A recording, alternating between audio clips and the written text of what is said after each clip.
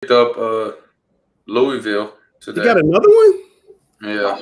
Yeah, we got to get him on the Monday conversation next week. That'd be nice. Yeah, I mean, well, you got to help me out, or have him come take you on the game show next week. One or the other. Yeah, you don't want that like that. It'd be you talking about disadvantage. I have California guys calling you again. Griner's doing this. He is. All right, guys, we're here with another edition of Talking Preps. It is time to pick the high school Heisman. We have all the candidates in the back.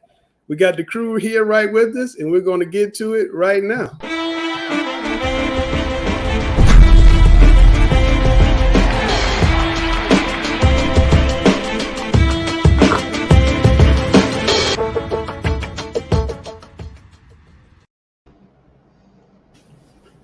Well, hello, fellas. What's going on? Are y'all ready? Oh yeah, it's like the most exciting show we do right here. This is going to be fun.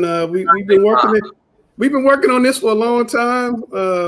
Getting down on our list and paring people down. We started out with like 50 guys, and we got it down to 16, and we cut it. And you guys argued on text every 2 minutes for like 3 days, and now we got all these guys on. Ready to find out who the Heisman candidates are. So let's bring them in. The NFHS network is huge for us to be able to watch all these guys. So we could literally go back and look at everybody's not just film, but the games. That's been the cool part, is just being able to go back. I ain't gonna lie. I'm glad these three guys are good at football, Javari, Byron, and Dalen, because they ain't the best looking fellas in the world.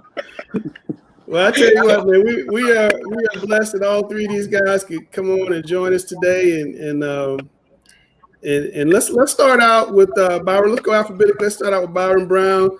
Sam, we saw his film. You talked about him the other day. Just what did you see on film that made you think this guy was special? Well, Grice brought it to my attention. He said, I got to check him out with, fine tooth comb. And I really watched him. He's really good at leading his team. That's why they're in the state championship.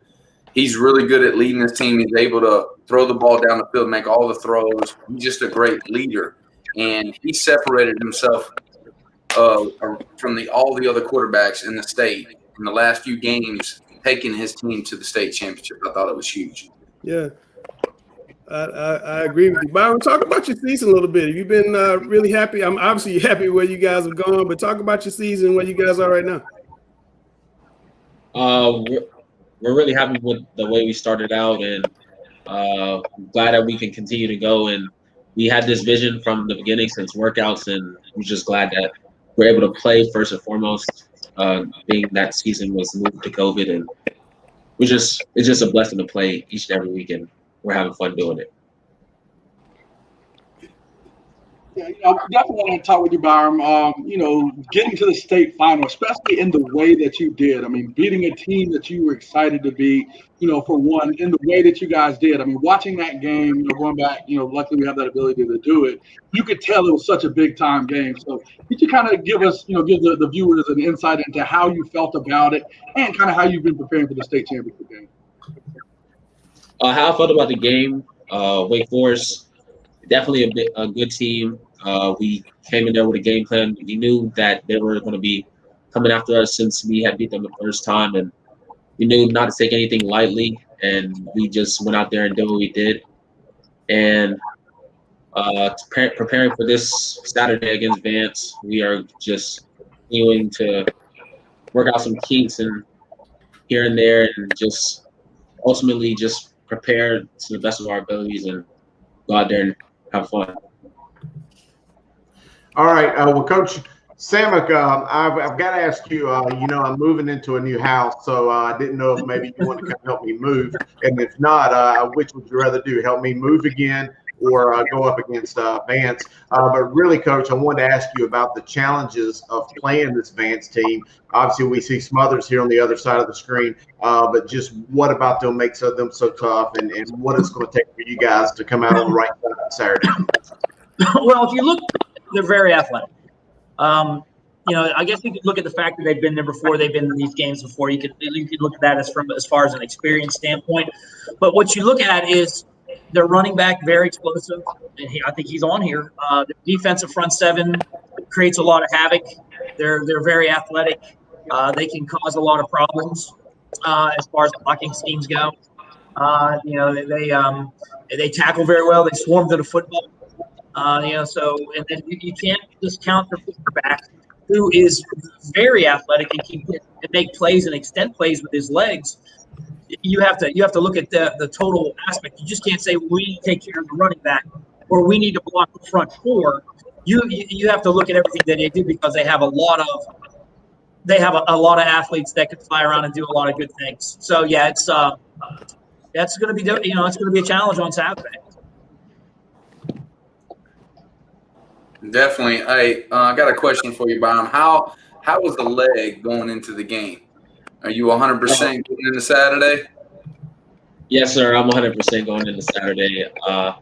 Just doing cryo and making sure that I'm prepared and just going over the new things that we're doing and just getting mentally prepared for this Saturday. I got you, man. Good stuff, man. We're going to drop a nice little video of you right now. If I can find it. I got a lot of it.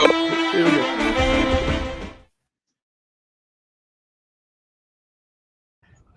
All right, Sam, we're going to take a look at Byron Brown, the quarterback at Roseville, having himself one heck of a season.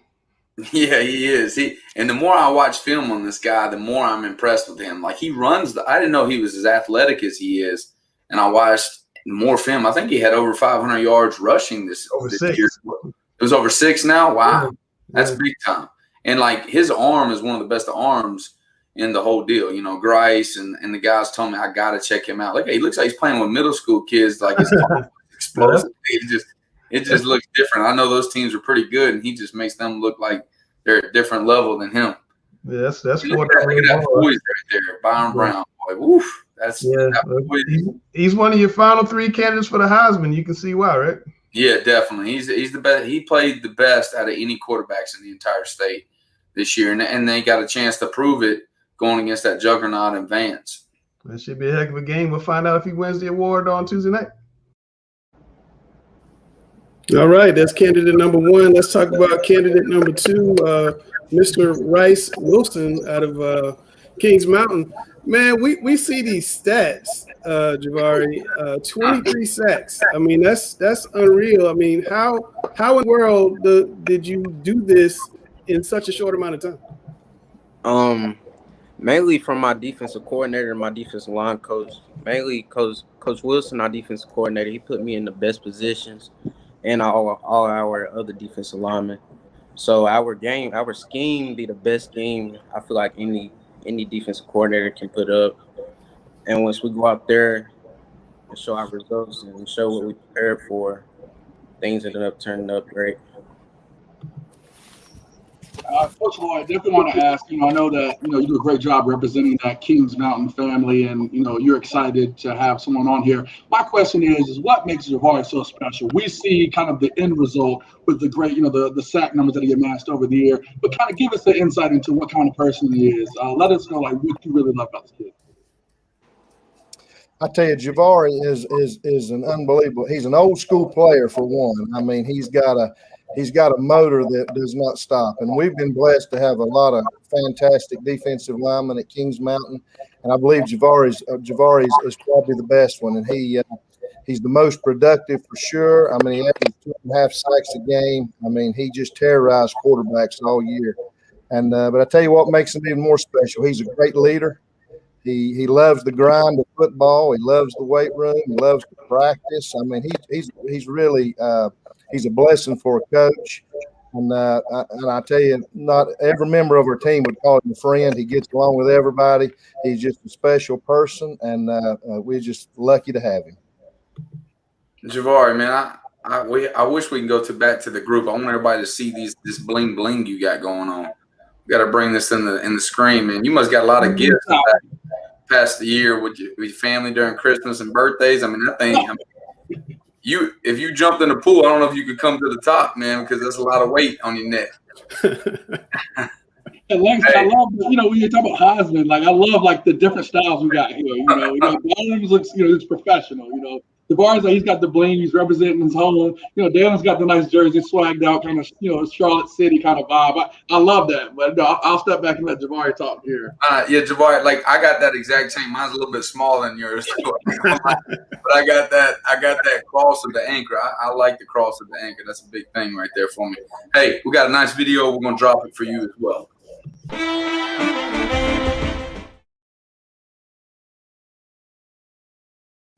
All right, Sam, tell us about Javari Raj Wilson, the candidate for the Heisman. Well, this guy's the heart and soul of Kings Mountain. And I thought there would be more defensive players. This is the only guy that finished off the season greatly.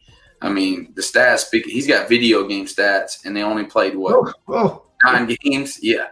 He's ruthless. I think that he should be heavily recruited more than what he is right now. He must be, a little shorter than what some of the other guys are. That's the only knock. But on the field, it doesn't matter about your size. He is dominant. He's got great ball get off. Look at that right there. That's high level, getting his hips past the offensive tackle. He's the real deal. That guy, Mr. Donald in Los Angeles, isn't a tall dude. He's the best defensive player in the league. That's what I'm saying. And Aaron Donald ain't a monster, but he's the best player in the NFL on the defensive side of the ball. This guy has 20-plus sacks, Sam, in like half a season. This is crazy. But he's long. See his arms right there? He's got long arms. He's really good at using his hands, and he's redirecting. And he plays like a linebacker. He's very explosive. He's good, really good. He's one of our final 3 candidates. Had himself quite a season, huh? He did. He's got a great shot. We'll see how that goes Tuesday night. All right. That is hold on one second. We lost Dalen. I gotta call him back. Here he comes. Let me get it back in here. There we go. Chris, you had a question. Well, I want to throw this out there, and Javari, congratulations, by the way, on being here and being in this Final 3. It just shows how great a season you've had, and we're certainly proud of you for that. But Coach Lloyd said something about your work ethic in the weight room, and obviously the bling you're carrying around your left neck, obviously you've got some strength in that neck to hold that up. But tell us about your off-season training, what it is, the grind that Coach Lloyd talks about that gets you to this level, and also give us an idea of what football is in your future after graduation here. Just give us an idea of your future plans.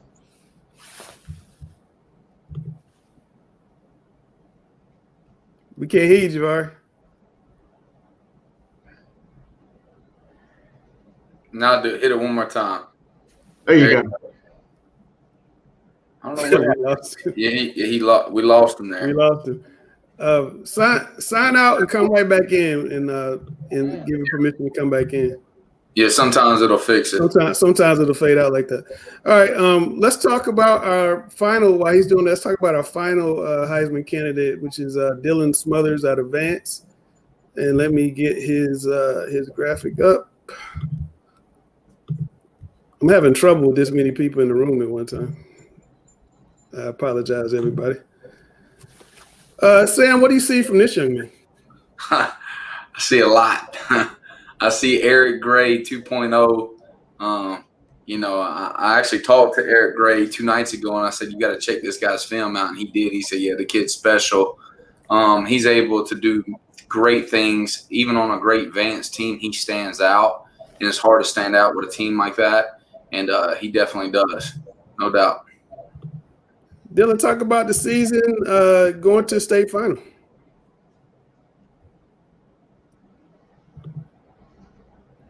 Dylan, you there? Yeah, Dylan's there. He just got to hit the mute button. You got to hit the mute button, sir. Yeah, I told you we having live TV. Live TV, baby. Live TV. All right, we'll go to his video while we try to get him on the line. Here's Dylan Smothers and Stanford.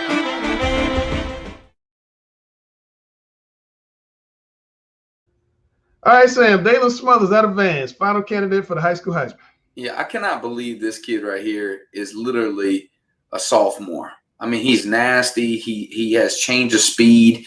He reminds me of Eric Gray the guy that played at Tennessee that just transferred to Oklahoma. Did you see that one-handed catch right there? Yep, This is just one game. This is not just a highlight for the year. This is just a one-game highlight, and he really took over this game. I watched the first half. Very impressed with him. He's able to stop on a dime. Very explosive.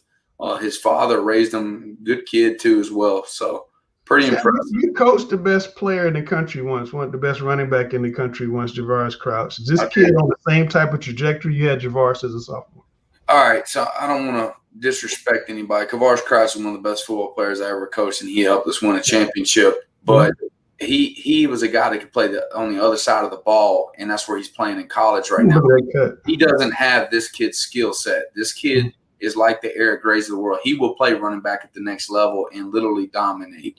Whoever gets him will get a gem, and you could be talking about this guy for a Heisman candidate even in college as well. Well, we'll see if he's going to win on Tuesday night. Mm-hmm. All right, there's Dalen Smothers. We're having trouble getting Dalen on the screen. But Coach Farabee, talk about your sophomore running back. You got to come off mute, Coach. Can you hear me now? Yeah. I said, like y'all said, man, he's a special football player. But the other thing that makes him special is he's a special human being. He's probably one of the most selfless kids on our team. He averages probably about 13, 14 carries a game. And he doesn't complain because he has two other guys on the team that can run the ball as well. So that makes him a great leader for us, man. And the other kids see it, and they kind of follow behind him, which makes us a better football team. So he's a kid that leads by example, man, works hard in the weight room. With the whole COVID situation where we couldn't work out and do things like that, you'll see him on Twitter getting the work in his garage, running the street. Just to stay in shape. So he loves the game of football, man, and it shows every Friday night. I know you're a composed guy. I've seen you on the other side. I talk with you every now and then. You got to have that moment where you were watching him run the ball and just go like, whoa. Like that moment that kind of got you out of that coaching space to realize this is something crazy I'm watching. Can you tell us about that moment? No, definitely. I think we came out the first game of the year, and he made a cut. And I looked at my coaches. I said, "Did you just do that?" I've never seen him do it before, and it put me in the mindset of a Reggie Bush, Percy Harvin type of move. And then as the year goes on, you'll see him make that same move every week. So it comes natural to him. It's good vision and things like that, man. It's you sitting on the sideline, you're just in awe at some of the things that he does. Yeah, no, I'm in all as well. And that first game I saw him in, I knew that Mr. Smothers was on a different level than many players I've ever seen. And I've used this name in comparison a few times, but I'm going to say it with a little bit of a twist. I say he compares very well to a Nick Maddox, who I think is one of the absolute best, most electric running backs I've ever seen in the state, but with a little bit of a different skill set. He is the stop on a dime, showtime kind of Nick Maddox with a little bit of T.A. McClendon or K.P. Parks, who's the state's leading rusher, mixed into where he can jam right through the A gap or the B gap and go after the linebackers and hit them head on. He's just got such a skill set. And Dalen, if you're on there, I just wanted to ask, you've got all these Power 5 offers coming in at such a young age. Just tell us how that feels to you, and is this a dream come true? Yes, it is a dream come true. It's honestly a blessing. I just take it and just use it as motivation and knowing that it can get me somewhere. Really just keep staying level-headed and staying humble with it, just as it keeps coming, and just keep a level head, just keep dealing with it. Hey, man, I'm super impressed with you, man. I kept getting blown away. This dude's a sophomore? He's a sophomore? So did some great things this year. And I feel like I want to ask you, what do you weigh and what do you think you weigh? Because when you run people, like you're a smaller stature guy, like you're about like 180, maybe a little less than that. But when you finish off your run, I think you're like 205, 215. I mean, you finish off the runs well. Yeah, it's just a mentality thing for me. I'm 185. Well, 183 to be exact, but 185. But it's just a mentality thing. Like, you can't be fearing no one. You can run it with the biggest guys. It's all in your head. That's right. Well, we are blessed to have. We are blessed to have three of the country's best football players, not just North Carolina here today. So, guys, I really want to thank you guys for coming on. Dylan and Byron, hope to see you guys on Saturday at the state championship game in Raleigh. Chris and I will be there for sure. Sam, before we reveal who it is, just your final thoughts as we go into it. Just very impressed. I'm going to go all aspects of the game. You know, I was highlighting trying to get all defensive players because I thought the defensive players in the state were great. But the running back and a quarterback came into the final three just because of the way that they played down the stretch. And that's what we want to see. We want to see playoff football at its best, and I want to see how well – and these guys want to see how well you lead your team to the next level. And you got two of our finalists in the state championship, and I think Kings Mountain had a phenomenal year. Just had one game that went the wrong way versus Monroe. Here we go.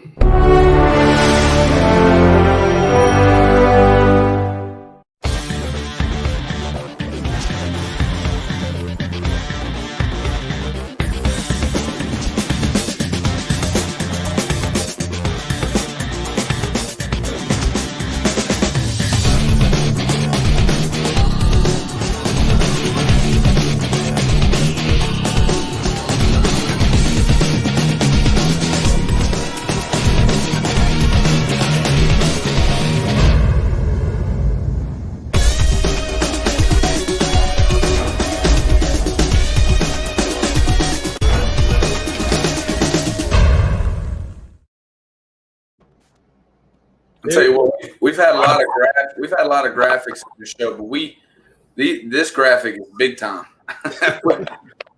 Well, first of all, I want to thank everybody for coming on. Congratulations, Dylan, Javari, and Byron. Great seasons. You guys are going to be on our super team. We're going to name coming up. Got to get out of the way. It's pretty obvious. But thanks for coming on, fellas. Really appreciate it. Good luck in the championship game. And coaches, thank you guys for coming on. And Dalen, if you and Farabee can hang on with us, really appreciate it. Yes, sir. Appreciate you other guys. Hey, great season. Congrats, guys. Thank you. All right, thank you. Hold on one second, guys. And while we clear the decks here. All right, so what do you think, Hollywood? I'm in awe. Like I truly appreciate you guys having me on here. Really, I'm speechless. I just appreciate the opportunity, you know, and just a blessing. That's awesome. So if we could look into the season, I know some games you didn't, play as much as others. What if you could capture would be your Heisman moment, that moment that you would hope other people would say, dang, this is the best player in North Carolina? I'll probably say the Huff game. The second game when I came to the sideline, we got the ball back, and I told Coach Ferb, do you want me to end the game? And I think that was probably my highlight moment because I took pride in wanting to end the game for him and living up to what I said and just making it happen to put that game to end the game. I was there, and that was a very powerful moment. I'm not gonna lie, I was driving when you hit that step back against Myers Park and about wrecked my car. So, I think you had a lot of good moments there, and I'm happy for that. Coach Bird, what would you say? Is there another moment that stuck out in your mind too? I mean, I feel like he's had a moment every game that that was a great moment. Do you have anything else you've seen? I think that was the biggest moment, like you said, because he had confidence enough in himself to go out there and prove a point. And we talked about not going home, and he didn't want to go home, so he went out and made the plays that he needed to make for his team.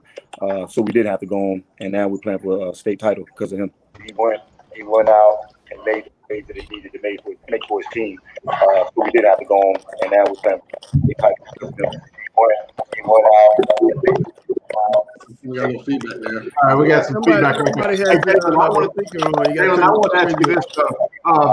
This is the last stand for Vance High School. Obviously, you guys are playing for the last Vance before the name change. You will go on and play for Chambers as well. A lot of us are old enough to remember when Vance started, and they started football really big time. And there's been a lot of incredible football players to come through there. Power Eccles, is one of the recent ones. Man, I remember Paul Troth slinging it around before we went to East Carolina. So, I mean, there's a lot of football tradition and history there at Vance. But for you to honor this Vance tradition as y'all's last year out and plan for more than just yourself, but the team, how does that make you feel to kind of carry this Vance tradition with you and then be able to have the opportunity to establish a new tradition next year with a new name?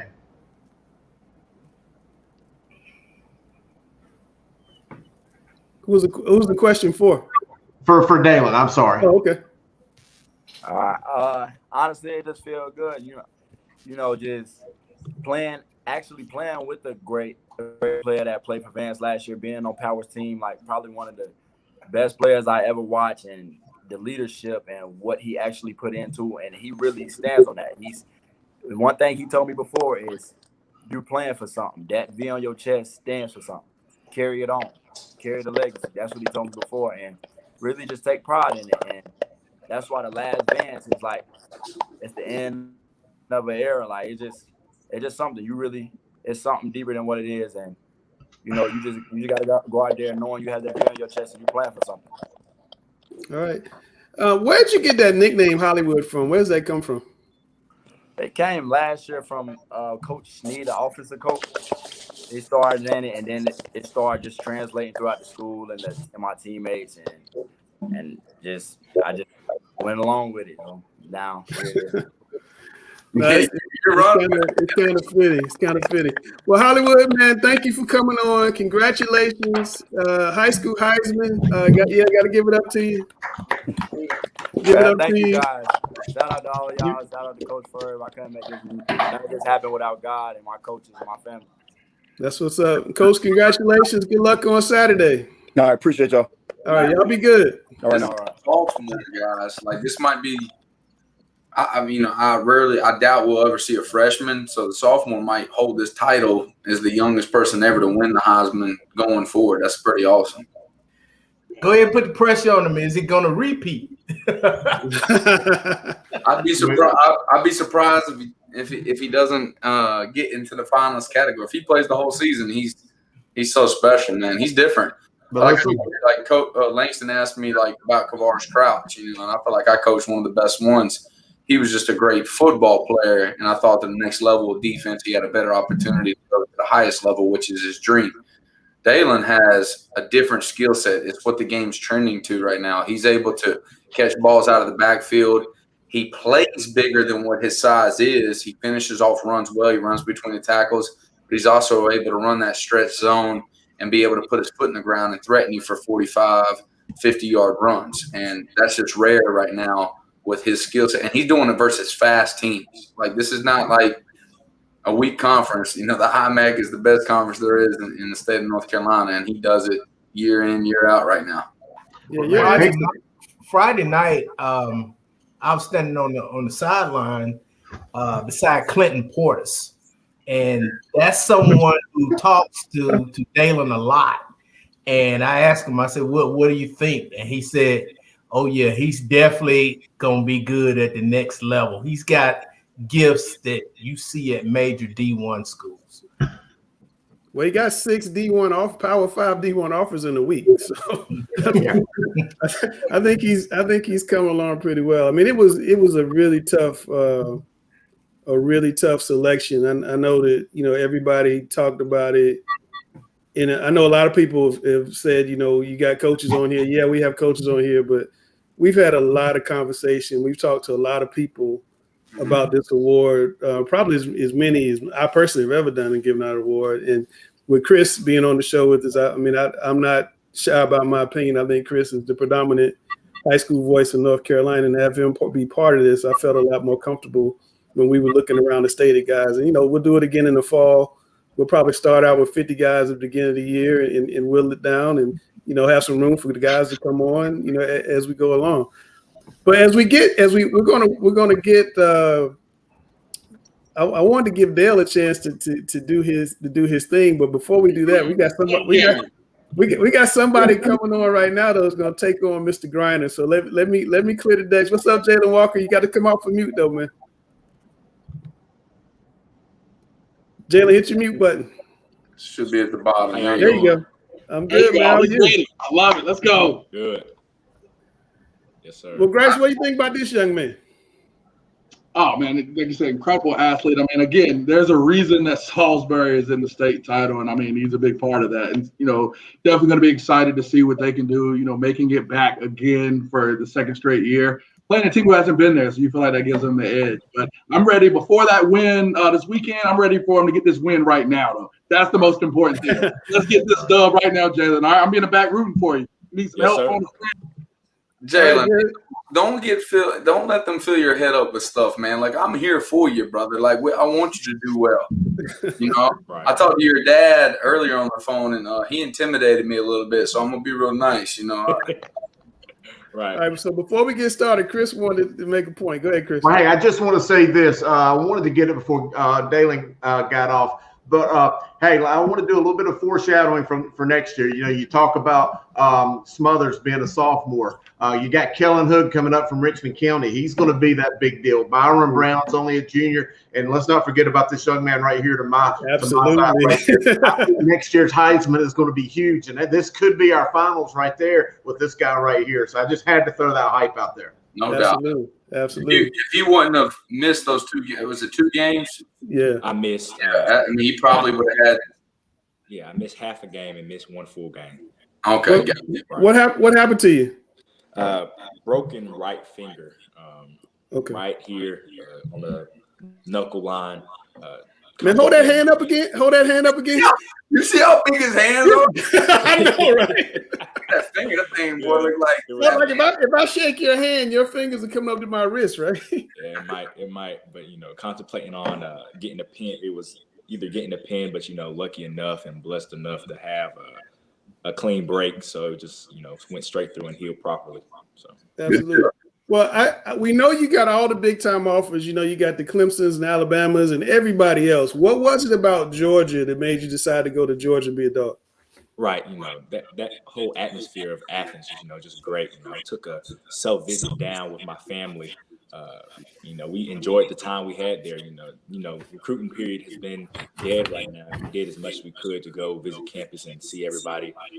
See what it had to offer. Their defensive staff is great. Was not better than having a defensive head coach. Coach Smart's a great coach all around. Coach Muschamp is now on staff as a defensive analyst and on-field hand guy. And, Coach Lanning as well as the DC, really great DC. I love the energy he brings to the defense. And then Coach Schumann as my inside mainly linebacker coach.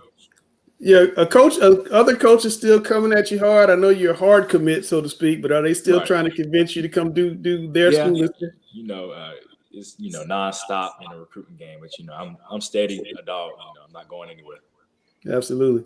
Tell us about the game on Saturday with St. Paul's. You guys lost to Shelby last year. Now you're back. You have that experience factor this time. Talk about that and playing St. Paul.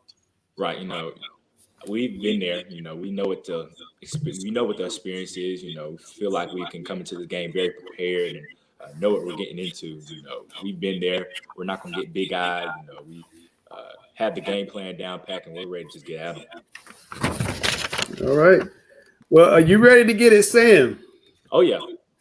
All right. Walker, chill, man. Sam, are you going to write your answers down like we discussed? I don't have nothing to write them down. Oh, here we go. Okay. Write them down with, man. All right. It takes me the whole time to figure out the question. Sam, I'd asked Sam to write his answers down so he couldn't put my man in the corner. I play by the game's rules, and I just try to highlight that aspect. Y'all change the rules next year. All right, Jalen, you're first up. We got a couple Georgia trivia questions to start. Oh my God, really? Yep. Here we go, Kinsey. Well, first of all, I think these should be Tennessee questions, but she's going to Tennessee. Okay. I think that's where you should go too. So just trade one dog in for the other. But which former Georgia quarterback helped the Bulldogs win the 1959 SEC championship, played 18 years in the NFL, and later became a TV personality? A. Fran Takerton, B. Charlie Britt, C. Ray Goff, or D. Lynn Hughes? B. Isn't it Frank? Like I'm asking, did they misspell it? Huh? Did they miss A? No. Tarkington. Yeah. Okay, just making sure. That's how you pronounce it. Yeah, Tarkington. Yeah. Yeah, Tarkington. Okay, Jalen, what's your answer? B, Charlie Britt. Charlie Britt. Where you going, Coach? I'm going to go with A. Coach is correct. You got a 1-0 lead, and this is when he starts doing that boxing. I was trying to promote the answer for him. See, I don't want to. You about to start doing that stuff that you do. That's why we need you to write down your answers. Back up, full call. John Hall had the answer for us there. John Hall had the answer. All right. I had the answer for you. I'm on Dale. Here we go, Dale. Who did Mark Richt replace as head coach at Georgia? A, Jim Donnan.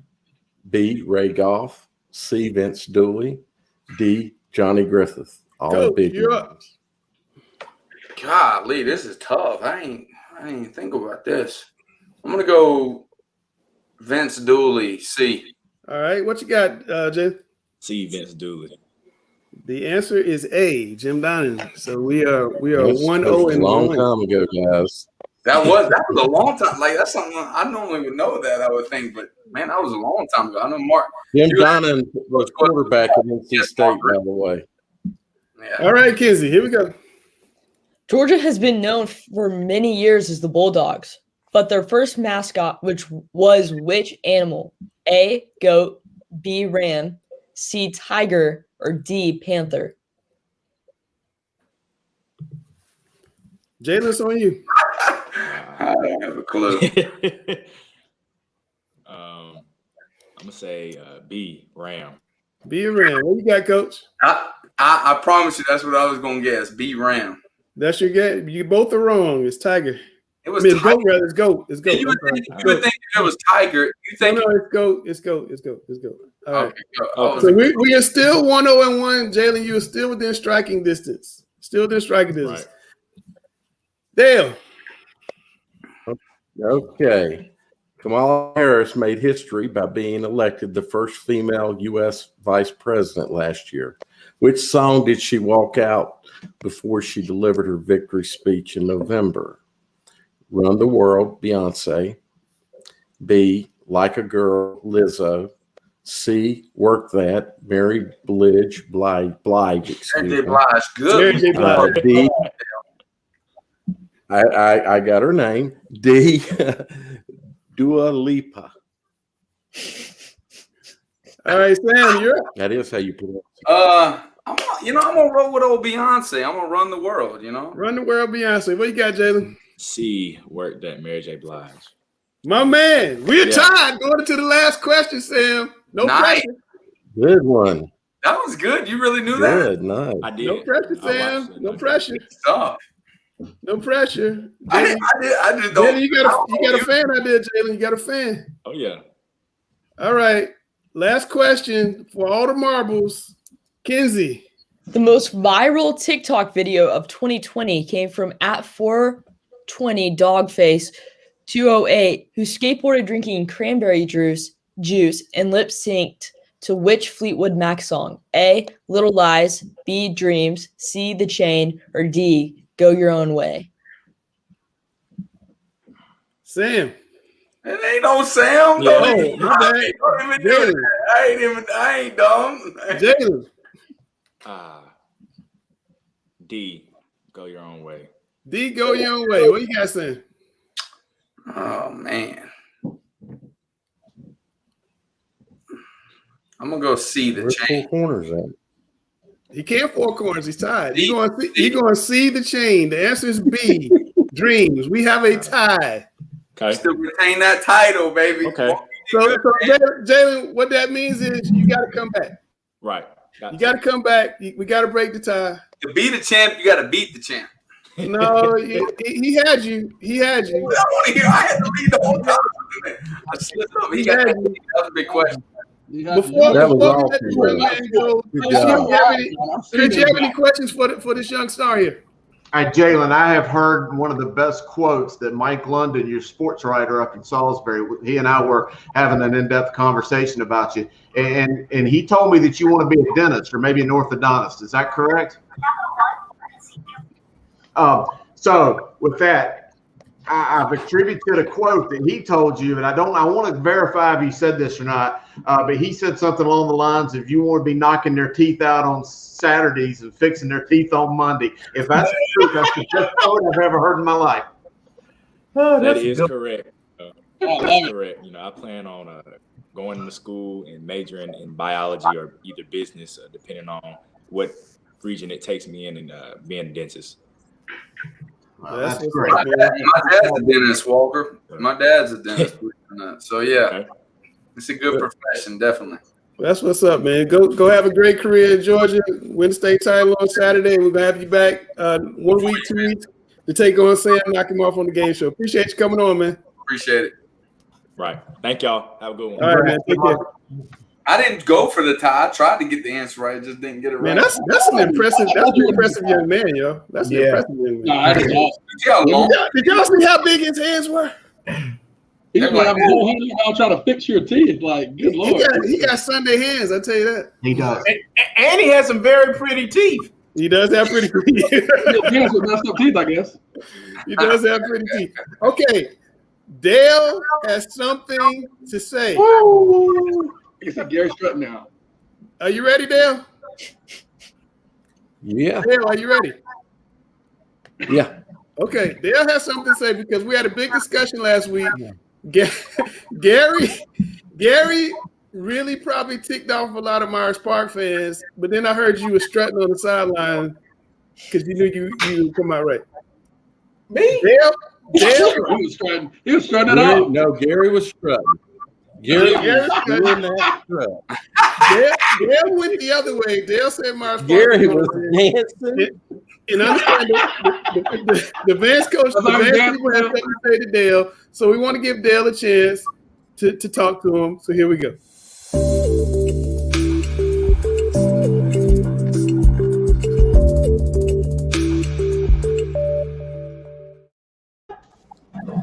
Yeah.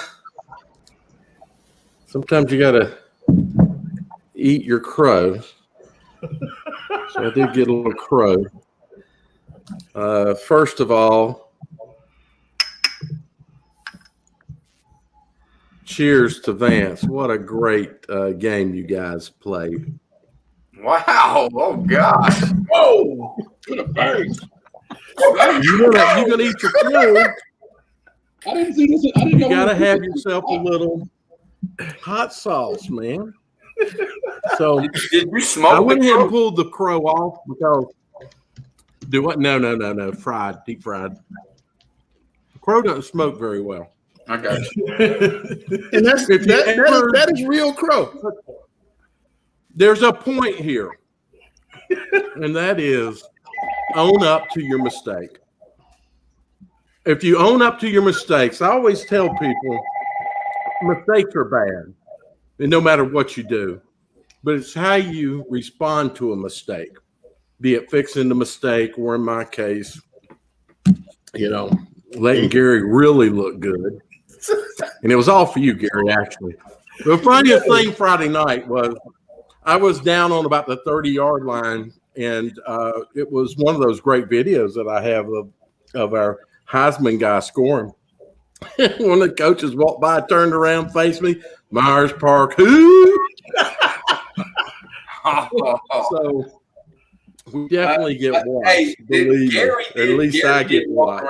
So Gary did walk around like that UFC. What's my guy's name? McGregor? Yes. Conor McGregor, yeah, like just swinging his arms. Gary was like, I told you. You don't expect Gary to go against his old school. All right, Dale, I think you might need some milk or water or something. I like the boy smash I feel like the sweat forming on your forehead. So this man is going to take another. Oh my God. I told you he needs his own segment. Right. You guys won't listen to me. No, he has his own segment from now on. Right. This stuff is awesome, man. Oh my goodness. All right, it's time to go to the corner and find out what's going on. That's good.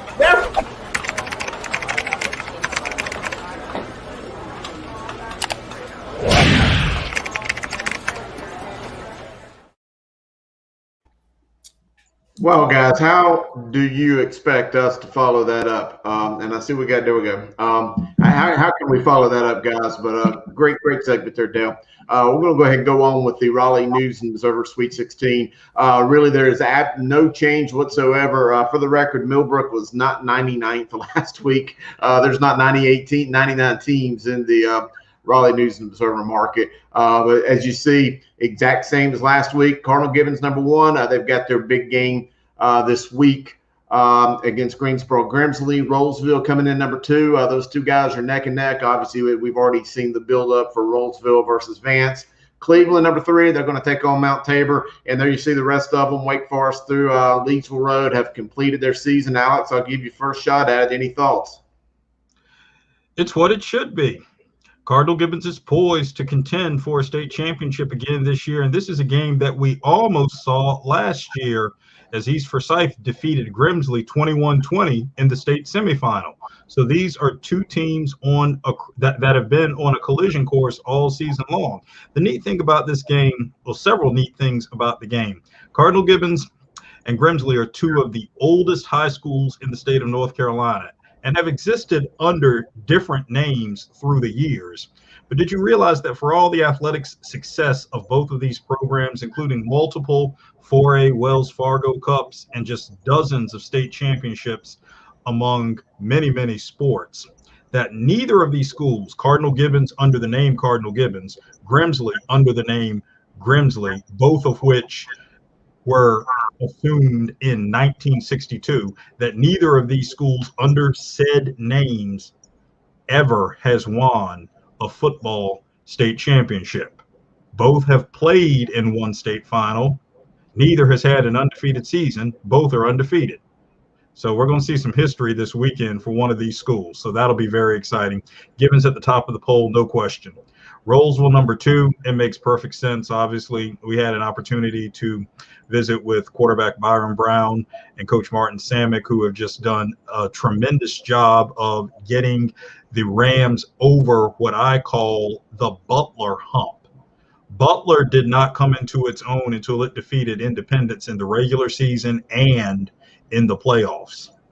And Rollsville did that this year with two impressive wins over Wake Forest in the regular season in dominating fashion, and with a gut check win in overtime in the state semifinal. So Rollsville has earned this opportunity in every way, shape, and form. And hats off to Cleveland for its perseverance, particularly in the face of the Omari and Hampton injury.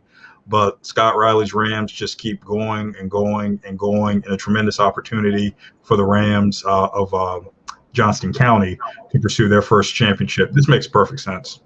Yeah, Grice, your background is in the 336 area. We're both very familiar with this Mount Tabor team. I think that they have definitely faced a very tough, grueling schedule, and they have passed a lot of tests to get back to their to a state championship game. It's been a few years since Mount Tabor was in it. I think this is their third championship. How do you feel about that game against Cleveland? And as Alex stated, Marion Hampton has been out. So what's your thoughts? You talk about a team that's battle tested. I mean, I think Mount Tabor, really getting over that hump with Weddington. And it's funny, I was talking with some Weddington fans, at 7-on-7 this week down there, and it's almost for their situation. They didn't realize, that they've always been on top, and the team really trying to focus on beating them to get over that hump. And then watching Mount Tabor do that, then go ahead and beat Dudley again, really showed their mettle, and against two very good teams. I think this is going to be a fantastic matchup. I mean, you hate that Hampton isn't there. It's always, the woulda, coulda, shouldas with teams being at full strength. But such is the game we play. But I'm excited to see that game. You talk about Grimsley, of course, being from the 336. That Grimsley Butler game felt like a Friday night, like November style game. I mean, Jameson Stadium was rocking, and it's funny talking to even some coach friends down here. They didn't realize how big that stadium really is, and allowing some fans in there. It really felt like a November night, watching a regional final game. But that's one of the best games I've watched all year. So I'm excited to see that Grimsley Gibbons game. Fun fact for me, I took my last SAT in Grimsley High School. I mean, that high school is ancient. So it's pretty exciting to see, Grimsley have that success. Hopefully they can, get over the hump if I am to be slightly biased for a back home to win. But that Gibbons team is going to be tough if they are to be successful. All right, guys, real quick before we pass it to Kenzie, what's the biggest game you're looking forward to this week that does not include a Charlotte or Raleigh Market team? I mean, I think it's that Gibbons Grimsby game. I think, you look at two teams, like I said, that have been so close, and you know that they're going to give everything they have. I mean, Grimsby coming out of that Butler game, I mean, you could tell the mettle of that team. You could tell the heart of that team, to where no matter what, Alonzo Barnett was going to show you that he was going to lead his team to victory. You watch, that last drive after the inexplicable fake punt, you knew the quarterback made the right decision. One slip by the DB, unfortunately, and that receiver was able to take it to the house. But I'm excited to see the firepower on both sides. I think you've got some great players. That, to me, I think that game is going to be decided with the last second play. And same question for you real quick, Alex. Tarboro East Surrey moves the meter for me. That's the third time in a row that they play. Any other games that you're really looking forward to this weekend? Absolutely. Well, I didn't even miss a non-Raleigh or Charlotte Market game. The Catholic Havelock game with the star power of Kamaro Edmonds of Havelock versus the tradition and obviously the emotion of Charlotte Catholic this year with the passing of Coach Jim Odo recently. So the tradition right there, both of those programs in terms of multi-year runs at the championship level, and the way that both of those programs represent their municipalities or greater communities, that'll be very, very exciting. Always fun to see David Gentry in a state championship game, and the tradition of Murphy as a school and a town. So those are great opportunities right there. I think we should give a shout out to all of these finalists right here who have persevered over, frankly, immeasurable odds off the field and have endeavored to keep the course to earn this opportunity. And I'd like to reaffirm, shortened season, pandemic, shortened playoffs, whatever. You can play only the teams put before you, and the teams who win this Thursday, Friday, and Saturday are as much state champions as any other champions in any other season.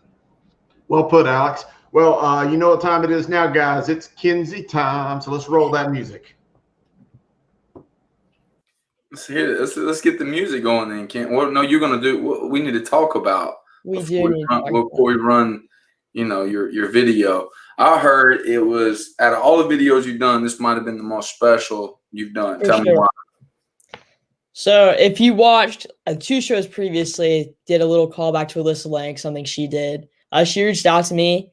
Anyone that was backstage when it happened obviously knows the reaction. I may have got up and yelled and screamed. But, getting to interview her was it was awesome, incredible advice, very intelligent lady, super sweet lady. And, it was an honor. So I'm excited to watch this. Let's roll the tape.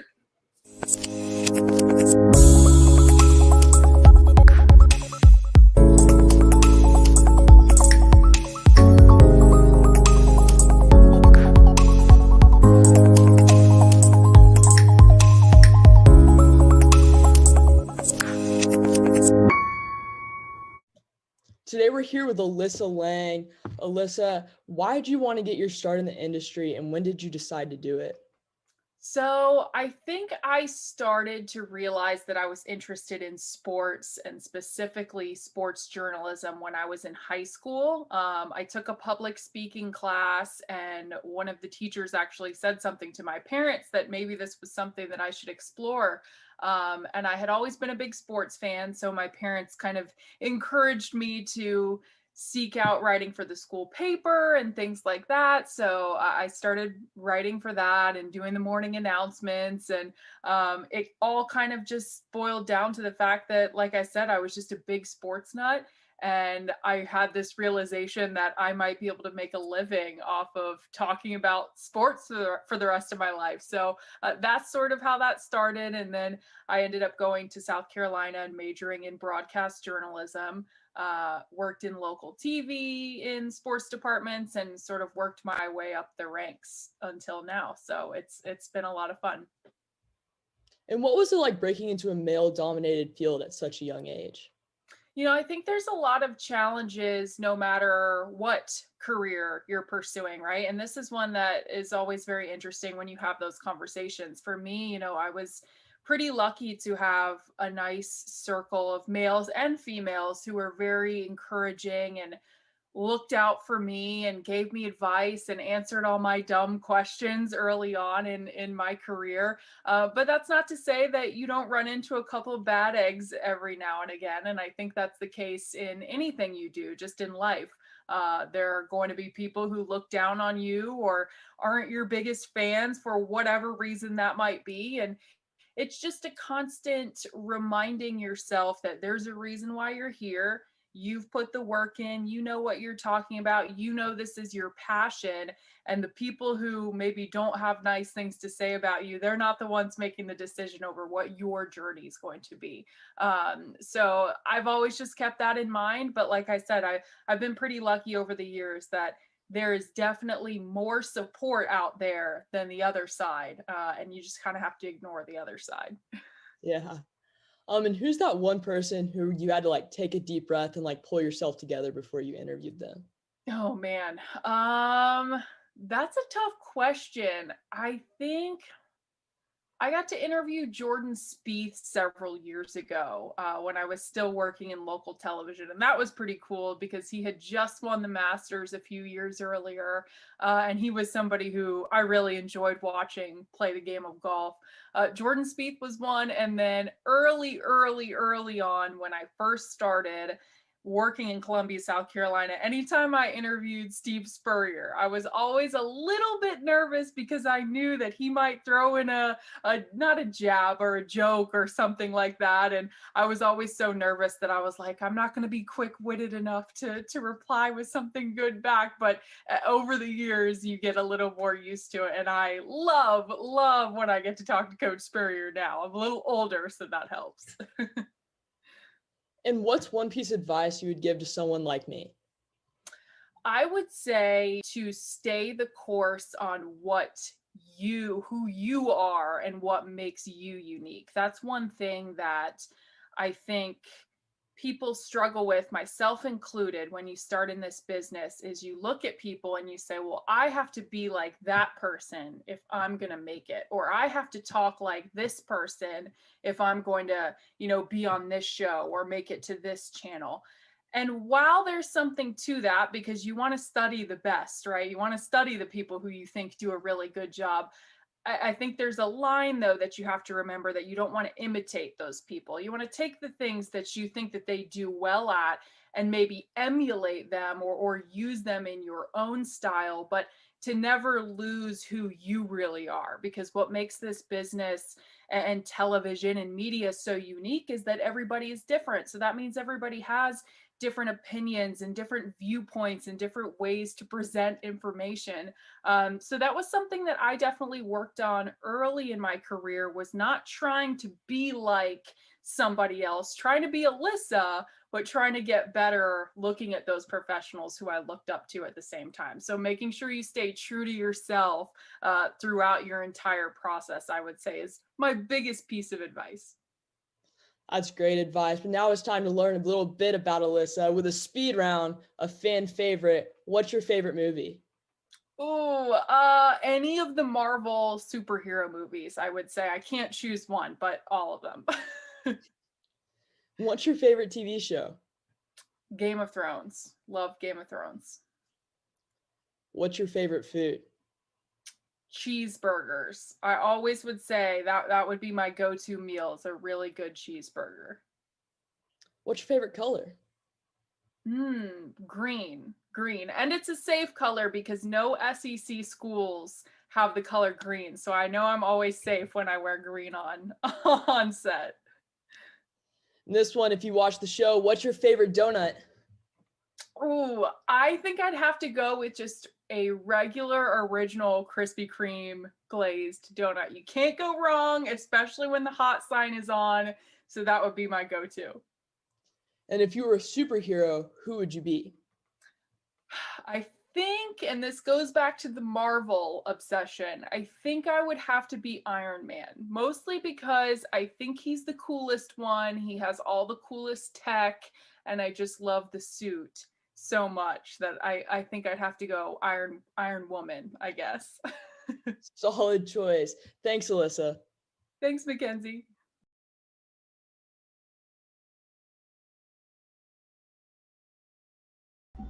That was phenomenal. Thank you. I tell you what, my wife, I'm married. I'm just letting you know that, but she's my type of girl. Just letting you know that was pretty awesome. Chill, Grice in the back. Golly. Great job, Kinsey. Like she said, Thank she you. liked the green. She said she liked the green, brother. Good job, Kinsey. Good interview. Awkward silence there. Great job. Thank you. Thank you so much.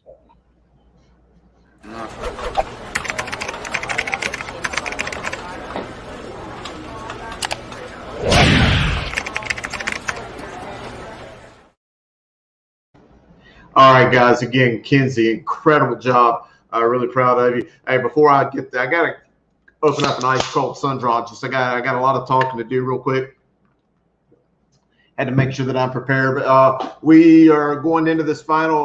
We got one more to go. But the Charlotte Server Sweet 16 heading into the state championship rounds. There you see it right there on your screen. We got Vance still coming in number one. 9-1 heading into the state championship game against Rollsville on Saturday.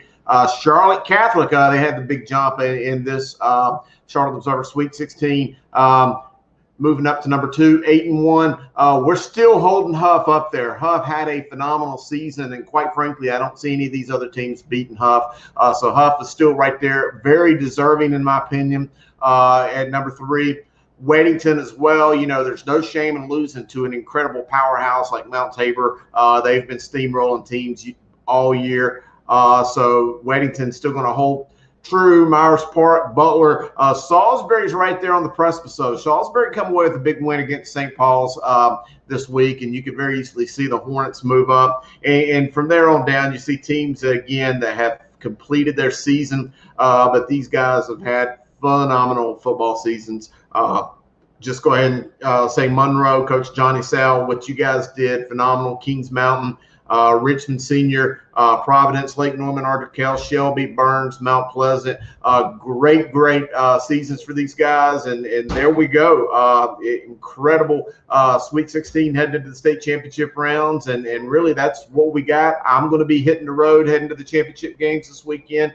Can't wait to see the rest of you guys there so we can talk about it again next week. And I got my man Gary here on screen with me.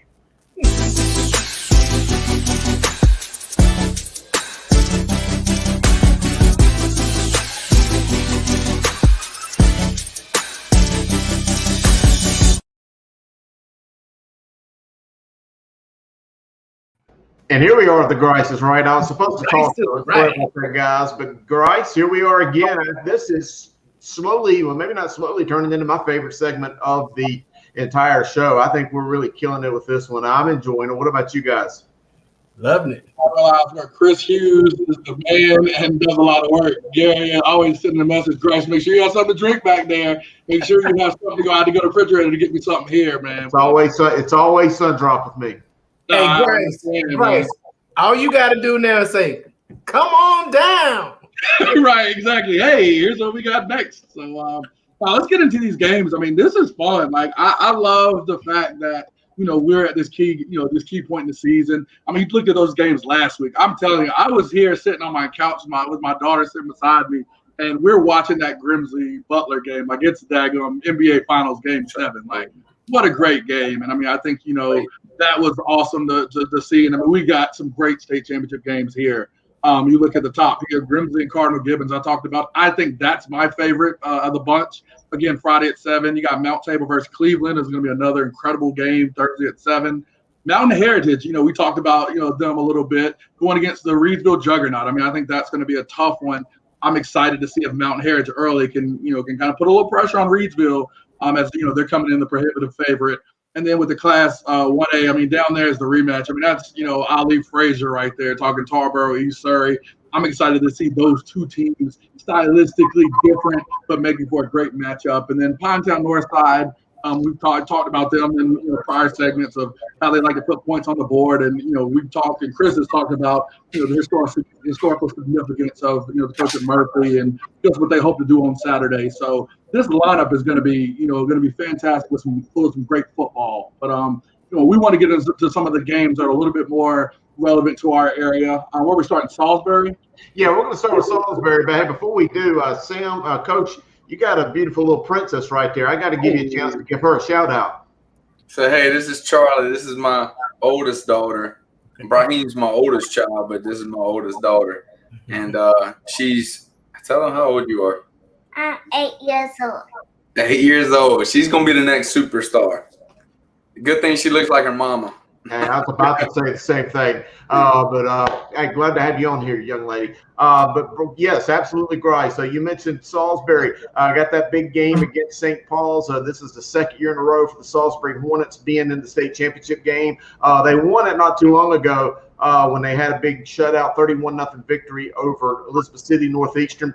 So Salisbury is not a team that is a stranger to state championship game competition.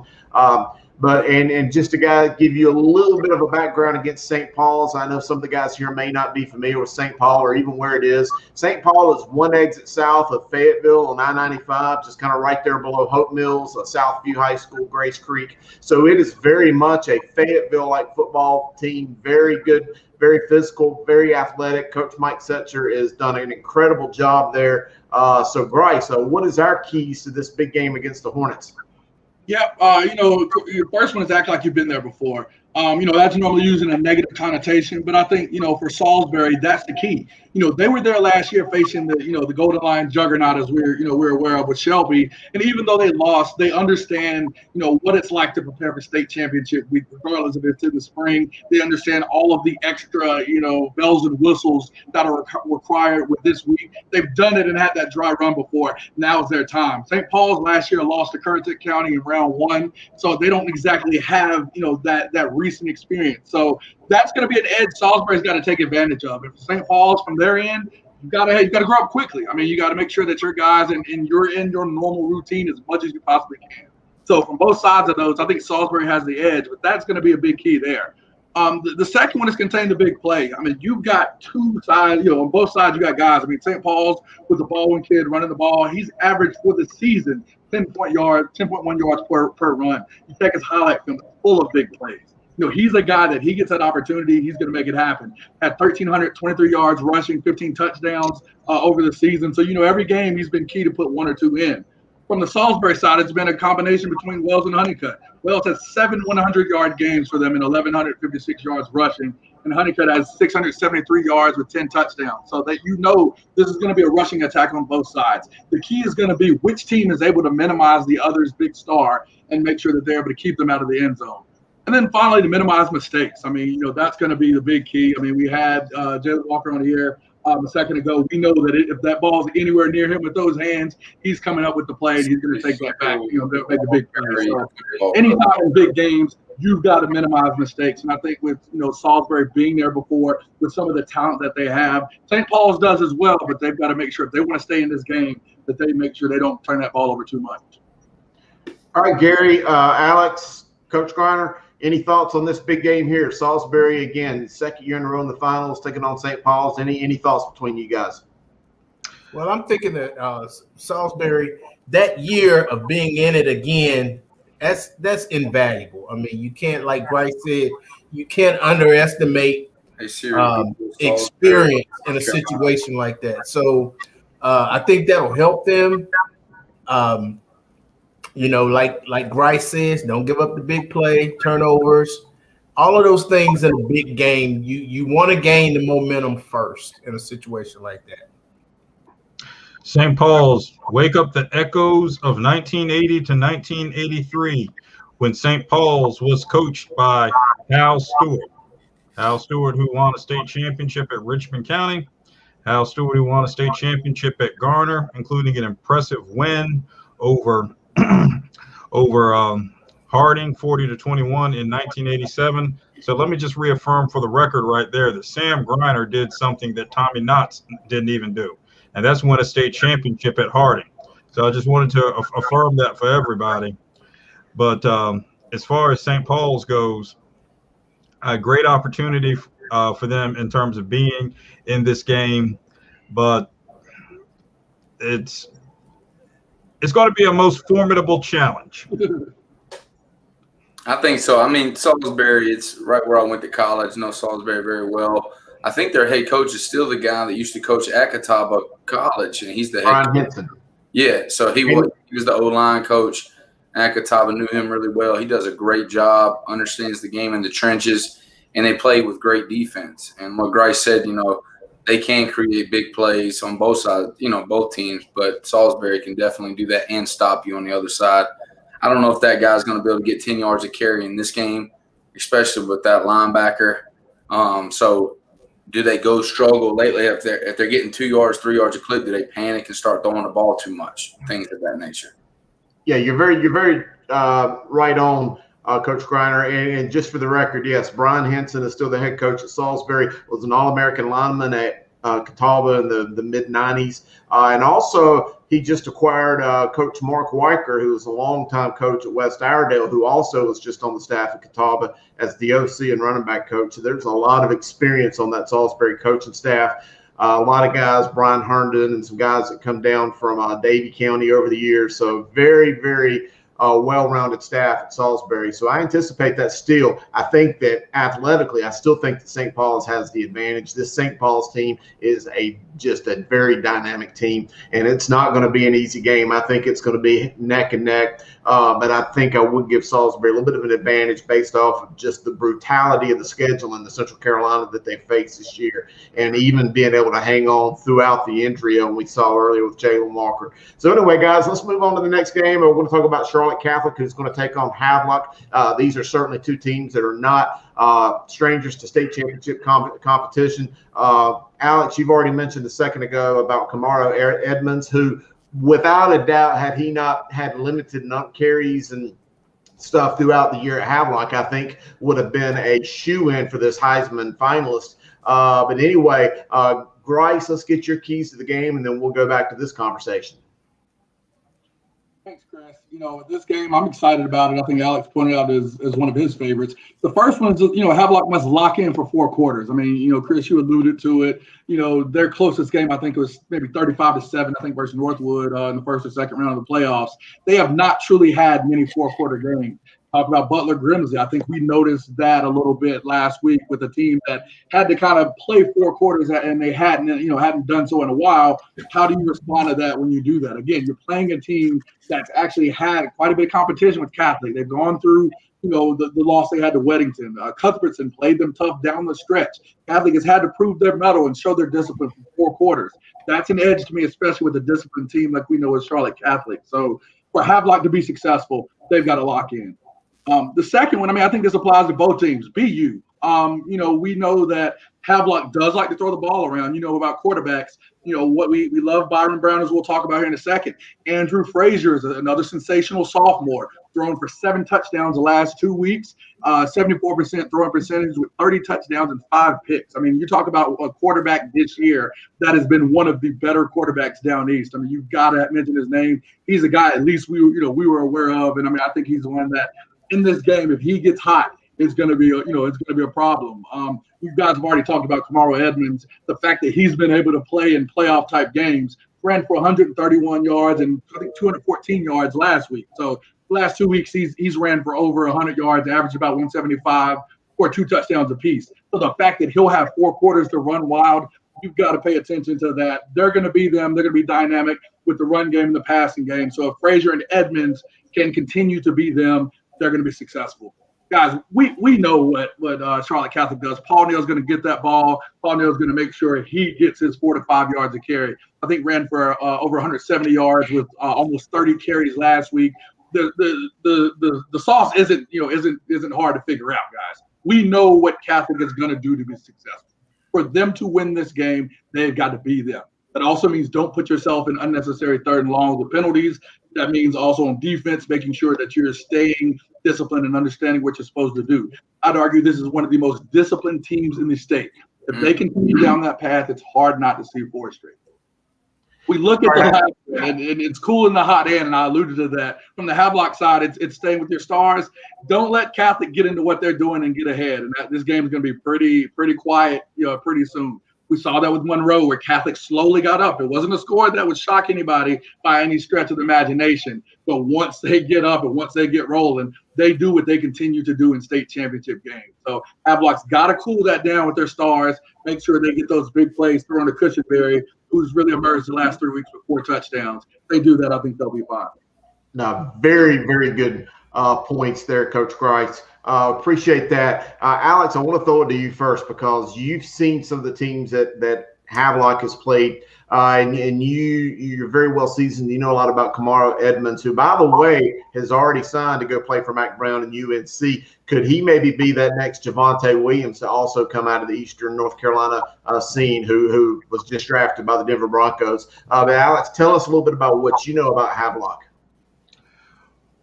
Well, the beat keeps on going, basically, and it's one of those things where the names and the faces might change, but the tradition is something that transcends time and space, and that's what you see here at Havelock right here. What we see in this game, particularly with the Kamaro Edmonds, is the same kind of thing that we saw during the basketball season, in which a season that is a sprint more than a marathon is conducive to 4 or 5-star student athletes rising even higher to the top and being able to have even a more substantive impact on their team's fortunes in a shorter window of time. We're certainly seeing it with Dalen Smothers. We're seeing it with Byron Brown, 2 of our 3 finalists for this year's high school Heisman. And Kamaro Edmonds very much in that mold as well. So, I mean, it makes perfect sense in how he has used his elite level abilities to take his team to a higher level in the sprint of a season, and has shown that he is poised to continue to develop and seize the opportunities afforded him where maybe he could be in that Javante Williams, Eastern North Carolina mold. So, I mean, it's what we expected. The stars rise in a sprint and take over and are more impactful than normal. Yeah. Gary, you've coached in the Charlotte area for 29, 30 years, so you know Charlotte football here just as well as anybody.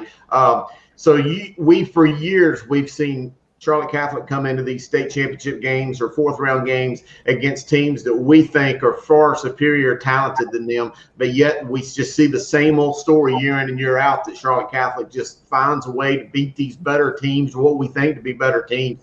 What do you think we'll see this week? Well, I think the key to Charlotte Catholic has always been patience. They're not going to give up on the running game. They'll find a different way to block it. They're going to figure out how you're going to try to stop their running game, and then they have a counter. And you adjust, and then they have another counter. They are going to run the ball. And unless they get severely behind the chains with penalties or sacks, and they're not going to throw the ball enough to have a lot of sacks, they're perfectly willing to go 3 yards in a cloud of dust. The key to anybody that plays Catholic is not to go to sleep. Don't get lulled into, they're going to run it. They're going to run it. They're going to run it. Because soon as that safety starts walking up, boom, there's a tight end right behind them wide open. And they like, how did that happen? So I think it's the game harkens back to an era where both teams wanted to establish the run. And usually teams that are good at running the ball are also good at stopping the run. So this should be a fairly fast game as far as the clock is concerned, with both teams relying on the run. But I think, as always, the key with any Catholic game, as long as they can continue to run the ball into the 4th quarter, and not have to drop back and pass on the majority of their downs, they always have a chance. So until somebody stops this streak they're on, I'm betting on Cap. Well, Coach Griner, put your coaching hat on for a second and tell me what you would do to try to stop this team, and give us any thoughts you've got about this game, because I know that you see games often from a different point of view as a coach. So I'm anxious to get your take on it. Yeah, so I know a little bit of background about I don't know a lot about a lot of East teams, but I know a lot about them. The job came open a couple of years ago, and their principal reached out to me. We had dinner. I just told him I couldn't move my family that far. My wife's the breadwinner, and we could go where she works. But you're talking about some of the athletes I was able to get to know. I mean, they have great athletes there, but that's nothing that Catholic's not gone against. Like Monroe has great athletes. The thing that you have to have is, have you worked throughout the year some type of goal line defense that you really, really like? It could be a 50 front. Most people try to go against Catholic versus the 50 front. If you're a 4-2-5 team and all of a sudden you're trying to run a 50 front, there's a lot of different variables that you're not quite as good at as you would be if you knew that package throughout the whole year. That's why I think 50 packages are really good for goal line to do throughout the entire year, so you kind of have some type of knowledge of it. I don't know how they're going to be able to do that. The 2 tight end set that Catholic brings, it opens up lanes that most people – how many people in high school run 2 tight ends? Not many. You see what I'm saying? And that ability, it opens up, even though – it looks like it's condensed, it actually opens up the middle of the field, and they know that, and teams don't know how to defend against it. So they're like how I play the video. They're just Catholics, just like the way I play the game show. Once I get up, 4 corners, baby. Dean Smith tribute. Wow. All right, guys, we've got one more big game left to talk about here on the Grice is Right. Obviously, we've talked a lot about it earlier with 2 of our Heisman finalists going at it, Byron Brown and Dalen some others. But Grice, we've got this epic game Saturday night, or Saturday evening, I guess it should be, between Vance and Rollsville, the 2 best teams from the East and West colliding here at the 4AA scale. Grice, I'm anxious to get your keys on it, because I think this is going to be I hope it's going to be a good game. I want to get your take. I hope, but again, I think with these keys, that first one leads right into that. What can Brown do for you? We had Byron Brown on here, and the biggest factor in them beating Wake Forest in that epic 2 double overtime 24-21 victory was that he accounted for 70% of their team's offense. He's going to need to do that and more if they're going to be able to take down Vance in what will be probably one of the most historic victories of their school in that game. So he's got to make sure that he continues to have these type of game-breaking, mind-bending performances if they want to pull off this upset. Number 2, again, we see another sophomore sensation. I promise this has been probably one of the craziest years when you talk about some amazing sophomores that we've seen. So we already know our high school Heisman. I don't think he needs any introduction. Dalen Smothers. I told him, I saw that play Griner as I'm coming back from picking up my baby. He steps back and the Myers Park dudes kind of crash into each other. I told you I had to pull over, man. That was a play that I think really stuck out in my mind. Well, you go and look at Roseville's Noah Rogers. I coach Pop Warner a lot. I remember seeing this kid when he was 12 years old playing for the North Raleigh Athletic Association.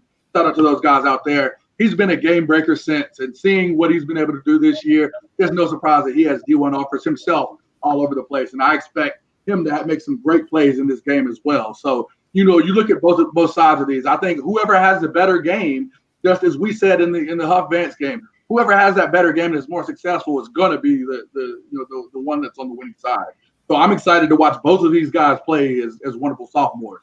The last one, shout out Javari Wilson, man. He coined this after the second Huff game. Now, Gary, we talked about this. Vance has made probably the biggest transformation in special teams that I've ever seen a great team make.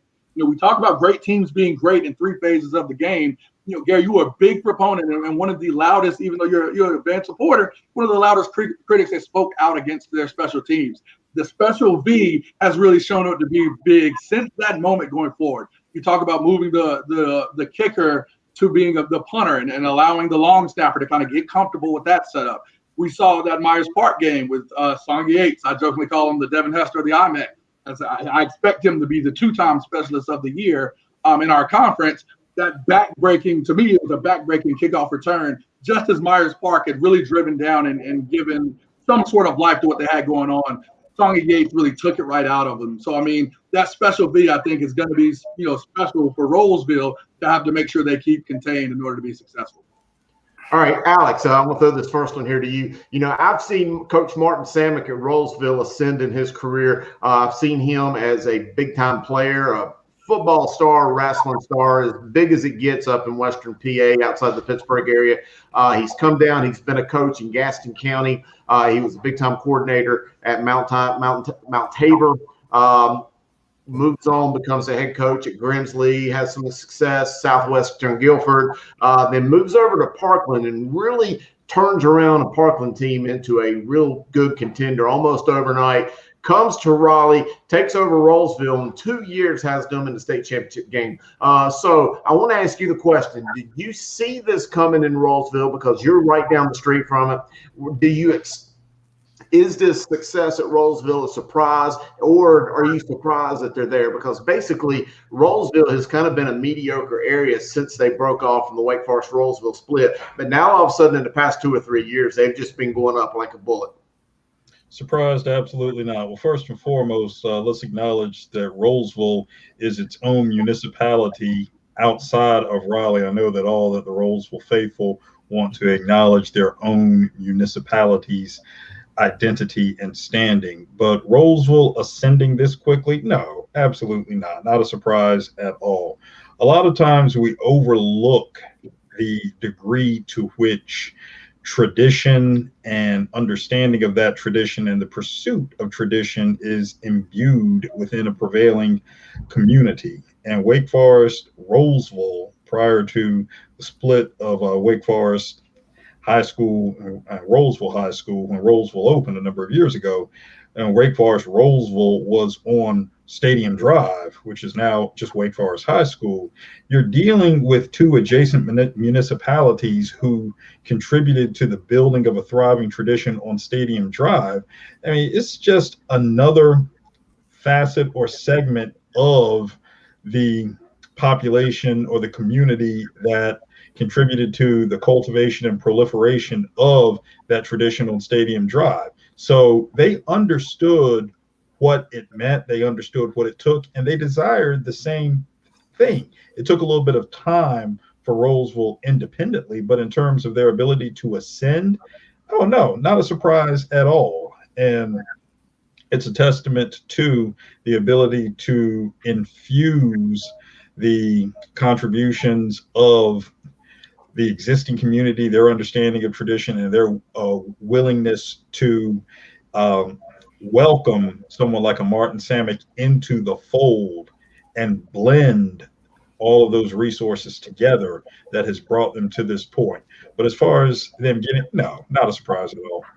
Hey, Gary, speaking of Coach Samick has built his coaching staff more like a Charlotte and 336 staff. He's got a lot of guys from Western North Carolina or from Charlotte and Winston on his staff. So he is not going into this like a typical Raleigh team that we've seen in the past. But with that said, Vance has been to 3 straight state championship games, so this will be the 3rd straight. So they are certainly looking at this as a business trip. They know what they're getting into. They've got that recent success, similarly to what we spoke about Salisbury. What does Rolesville have to do going into a game against a juggernaut that we know what they are and not get caught sleepwalking? And what do they got to do to make this a game? Because, outsiders looking in might think, man, Vance is a well-oiled machine. They might run away with it. So what does Rolesville have to do? They can't get overwhelmed. Vance comes at you with speed on both sides of the ball and special teams. They come at you with a sense of aggression that you rarely see at this level. They are so aggressive. You know that you've been hit when they hit you. So they can't get overwhelmed. They can't put their heads down. They got to play the next play. Don't worry about the last play. But first, I want to commend Vance. I mean, they've had problems with penalties. They fixed it. They had problems with high snaps. They fixed it. They had problems with special teams. They fixed it. And that all goes back to coaching. Those guys at Vance, they do a heck of a job fixing problems. And you know, I think that I don't know what they had to fix this week because at Myers Park, it all came together. But in terms of Roseville, they just can't get overwhelmed of the force that is Vance. You know, they got to play the next play because Vance is like a shark. And when they smell blood, they get into a feeding frenzy. And Roseville, when they start bleeding, they better get out the water quick and adjust, or else it can get ugly again. Yep. Coach Griner, you've coached in a 4A championship game, and I remember the media build up to that game, and I think that it was at least perceived that your Harding Rams was the underdog going into that game. Well, I think it's safe to say that it's perceived that Roseville's the underdog going into this game. So if you're the coach of that team, what do you take into that game to either building up your team as the underdog or your game plan going in? Because we know what Vance is. So what do you got to do to win it? Well, going against Vance is different than going against a lot of teams. What you have to be able to do is something that Myers Park wasn't able to do. They weren't able to capitalize on their drives early in the game. You need to have long drives and be able to capitalize it in and get points. If you can get a 7-point lead on Vance, they'll start pressing a little bit more on offense. Now, they're still amazing, as you heard. Their head coach kept saying from Roseville, they're athletic. They're athletic. He said it like 9 times, and he's like, it's like he's having nightmares from like watching the film. But they're gonna have a hard time going against. If I was going against them, I would tell my team I would really game plan out the first 2 drives to make sure that I'm attacking the weakness of the defense that I've seen in film. Because every defense has a weakness, and you have to be able to attack it before they're able to adjust. Make them panic and start getting on the whiteboard and making adjustments. But you better have some points, on the scoreboard by then. And I think that I can make them a game. If they do not score early, the game will get out of hand. Yeah, well, that was a great segment, guys. In fact, it was so good, I got to take another drink of Sun Drop just because I've worn my voice out. But let's go to Gloom and Doom.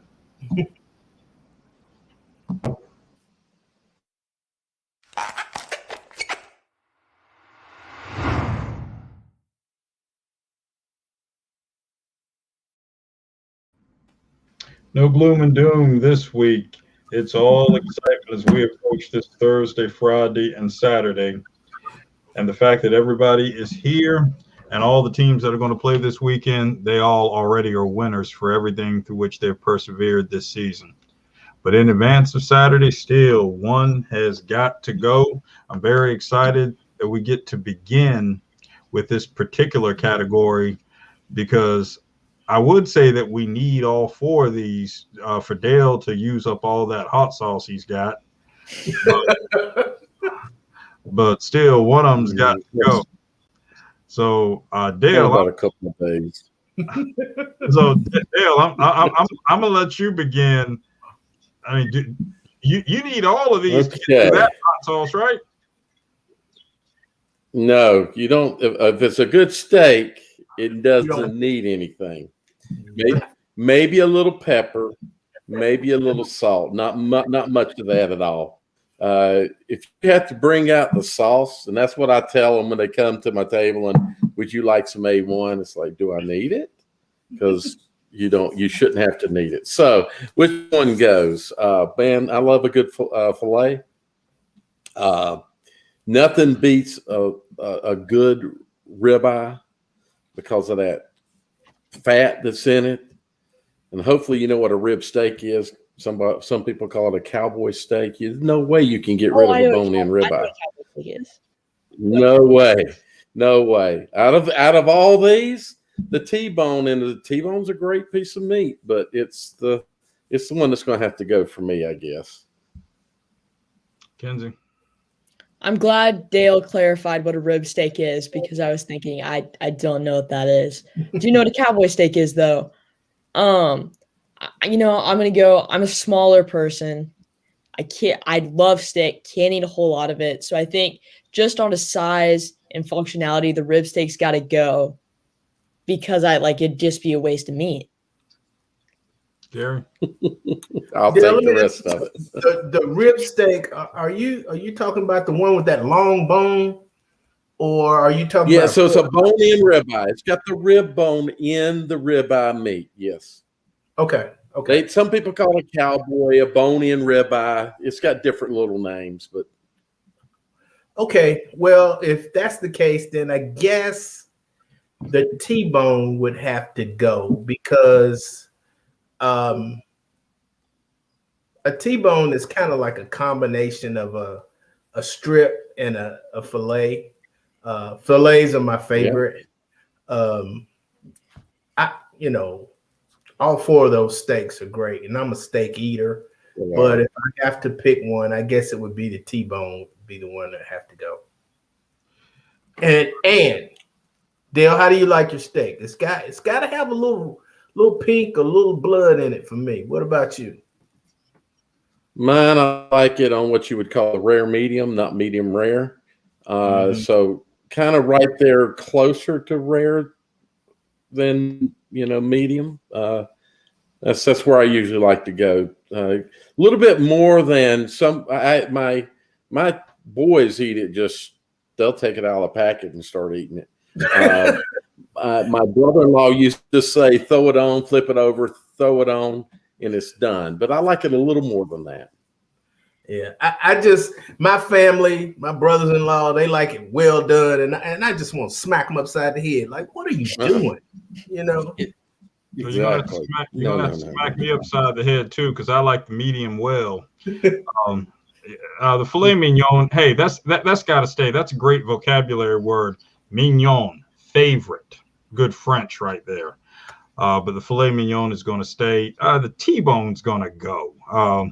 This is football. T-bone, wishbone, man, come on, man, get the T-bone out of here. Moving right along.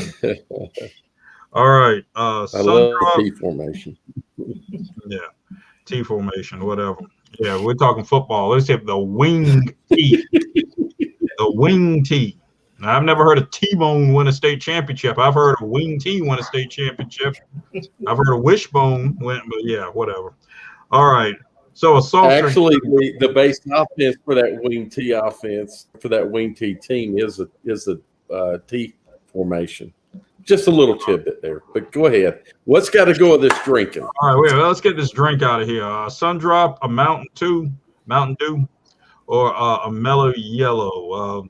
Kenzie, start us off. What's got to go? Well, I'm going to be honest here. I've never had a Sun Drop or a Mellow Yellow. So, I've only had Mountain Dew.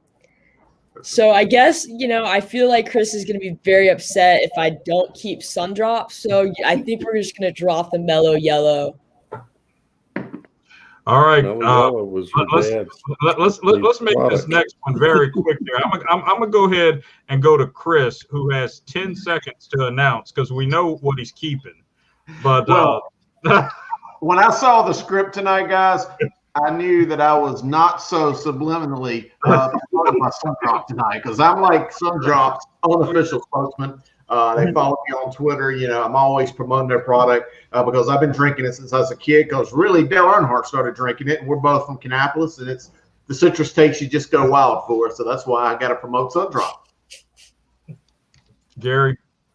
And, the great thing about it, Sun Drop and Mountain Dew are both invented in North Carolina. So they're North Carolina drinks. If you go to the coaches clinic, the North Carolina coaches clinic, and I would guarantee you 90% of the coaches that have a soda in their hand have a Mountain Dew. Mountain Dew is my favorite.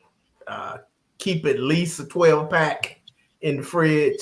The one that's got to go is Mellow Yellow. It's a poor imitation of both. So Mellow Yellow has definitely got to go. Yeah. Well, we grew up Pepsi drinkers, And Mountain Dew was my drink out of that whole Pepsi stuff. So that was my favorite drink coming up. Cheerwine, and Sundrop. Sundrop's a great drink as well. Mellow Yellow, as you say, is the imitator. And it's not a good imitator, I don't think. To try to be a Mountain Dew or a Sundrop, they fell very, very short. So tossing that one out. And I couldn't think of, I tried to get three that were like the same. Mellow Yellow is worse than Mountain Lion, the Food Line brand. Well, let me tell you something here. Mountain Dew went wrong with one simple thing. Mountain Dew went wrong with one simple thing. Mountain Dew is a Pepsi product. There's just something not right. And I would say this because Mellow Yellow has had such a strong relationship with NASCAR. There's just something not right about Jeff Gordon, sponsored by Pepsi, winning the Coca-Cola 600 at Lowe's Motor Speedway in North Carolina, and at the Coca-Cola 600 sitting there in Victory Lane chugging a Pepsi product. Come on, man. For that alone, the Pepsi product's got to go in this case. Get the Mountain Dew out. All right, next. One quarterback has to go. Gary, lead us off here. Dan Marino, Jim Kelly, Phillip Rivers, or Michael Vick? Who's got to go?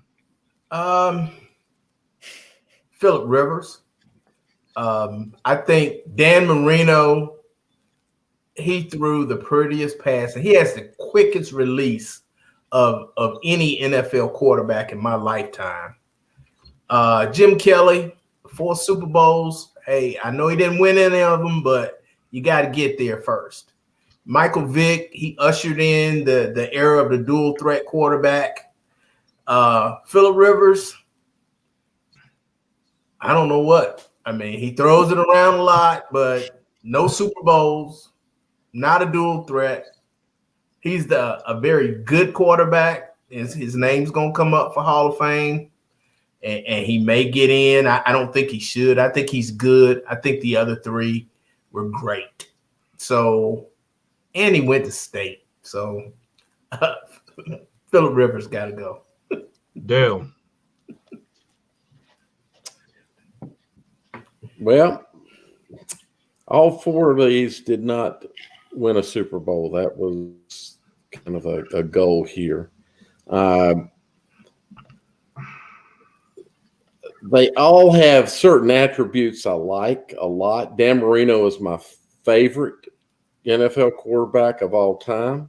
I think he threw, as you say, Gary, some of the best balls ever. I was a Dolphins fan coming up. I kind of meandered with a few different teams until 1970, and I latched on to the Dolphins because one of my coaches in youth ball, he had played for the Dolphins. So Kelly, I hated the guy because he was a rival. But what a great ball player. Phillip Rivers, I love obviously because he's a state guy. But I think he's a similar quarterback to Dan Marino as far as, big, heavy, hard to knock around in the pocket. I don't know if you're trying to look for different types of quarterbacks, but I think the thing is that the previous 3 had good, sustained, long careers. And Vick, for me, Vick would be the one to go simply because he just didn't quite have that career. Kenzie. So I'm going to bring in the teenage girl perspective here. Mike Vick, to me, the only thing I think of when I think Mike Vick, sadly, is he fought dogs. And, I can't get behind that. You're a horrible person. Leave. Get out. And that's all I got to say about that. Shame on you, Michael Vick. You shouldn't have hurt the puppies. I support you. I support you in that. Well, we can look at this question in one easy way and say that none of these have to go because all of them are gone already. But if we want to answer the question, I'm going to have to say Phillip Rivers, who was a very, very good quarterback. Phillip Rivers, though, had nothing in college or the NFL that could be defined as a signature accomplishment. All these other quarterbacks, obviously Vick at the collegiate level, in terms of what he did as a freshman at Virginia Tech, elevating them to a national championship game. Kelly and Marino were Super Bowl quarterbacks while they never won one. You have to remember Marino accomplished it in his second year in the league. And Jim Kelly had the sustained run of 4 consecutive Super Bowls. So for all of those things, and considering that Phillip Rivers, unless somebody can tell me otherwise, Phillip Rivers didn't have that signature accomplishment at either the collegiate or professional level. So Phillip Rivers has to go. And lastly, completions without an interception. He did pretty well in college, but no team accomplishment. He was good. Oh yeah, he was good. No team accomplishment. No team accomplishment. Yeah, this is about the individual, not the team. The individual is defined by how they took the team to a higher level. So and he didn't do that in a signature fashion.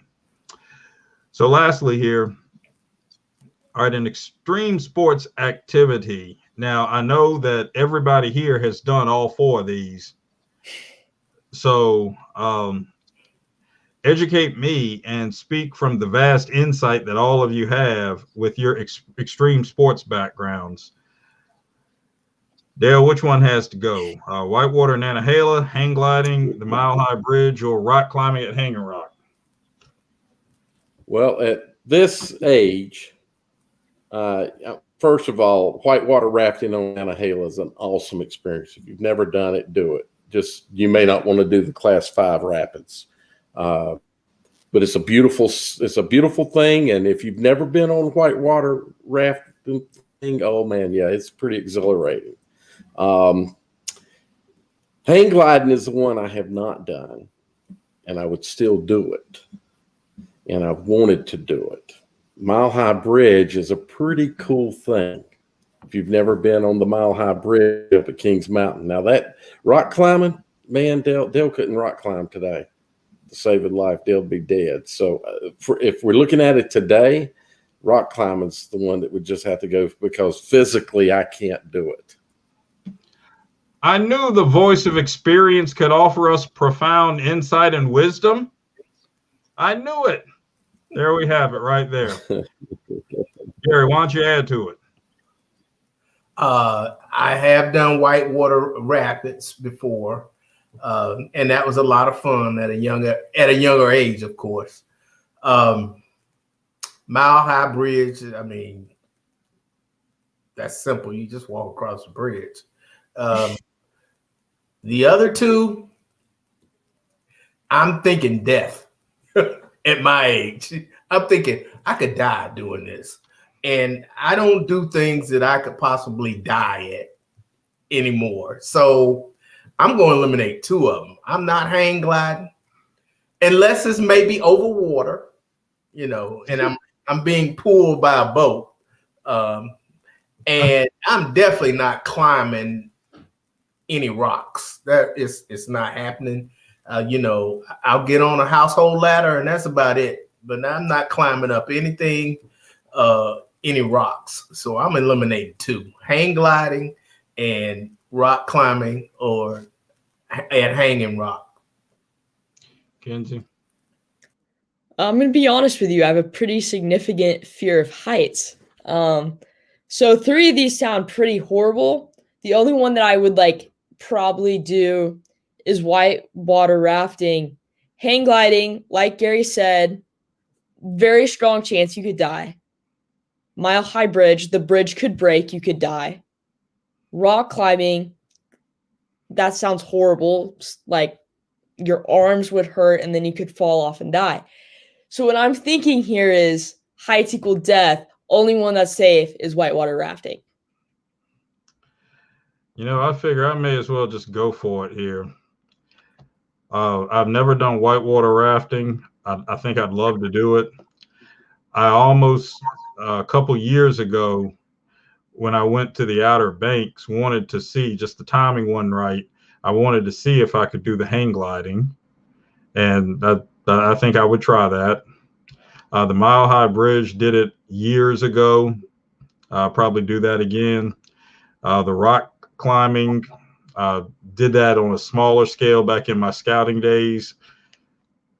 May or may not do it again. From an extreme sport activity, I don't exactly see how the Mile High Bridge is sport per se. So bye-bye Mile High Bridge. Hey, let me say this, Alex. Back, I think it might have been September. Me and my 10-year-old boy, we climbed Hanging Rock. So if he could do it, anybody can do it. Hey, and I've got to throw this out there. I wanted to come back on, but you made the right choice, because as the two most famous residents of Kannapolis, Dale Earnhardt picked Sundrop as well. So just had to throw that out there for the record. Freeze up, but hey, man, it's just us on the screen. Like, I don't know the last time we've been to this Thunderdome. Griner, I don't think you're in shape right now. Look at him; he's on mute. He's not even doing well. He don't even want to talk. He's ready to kick his butt. Like, drop the music now.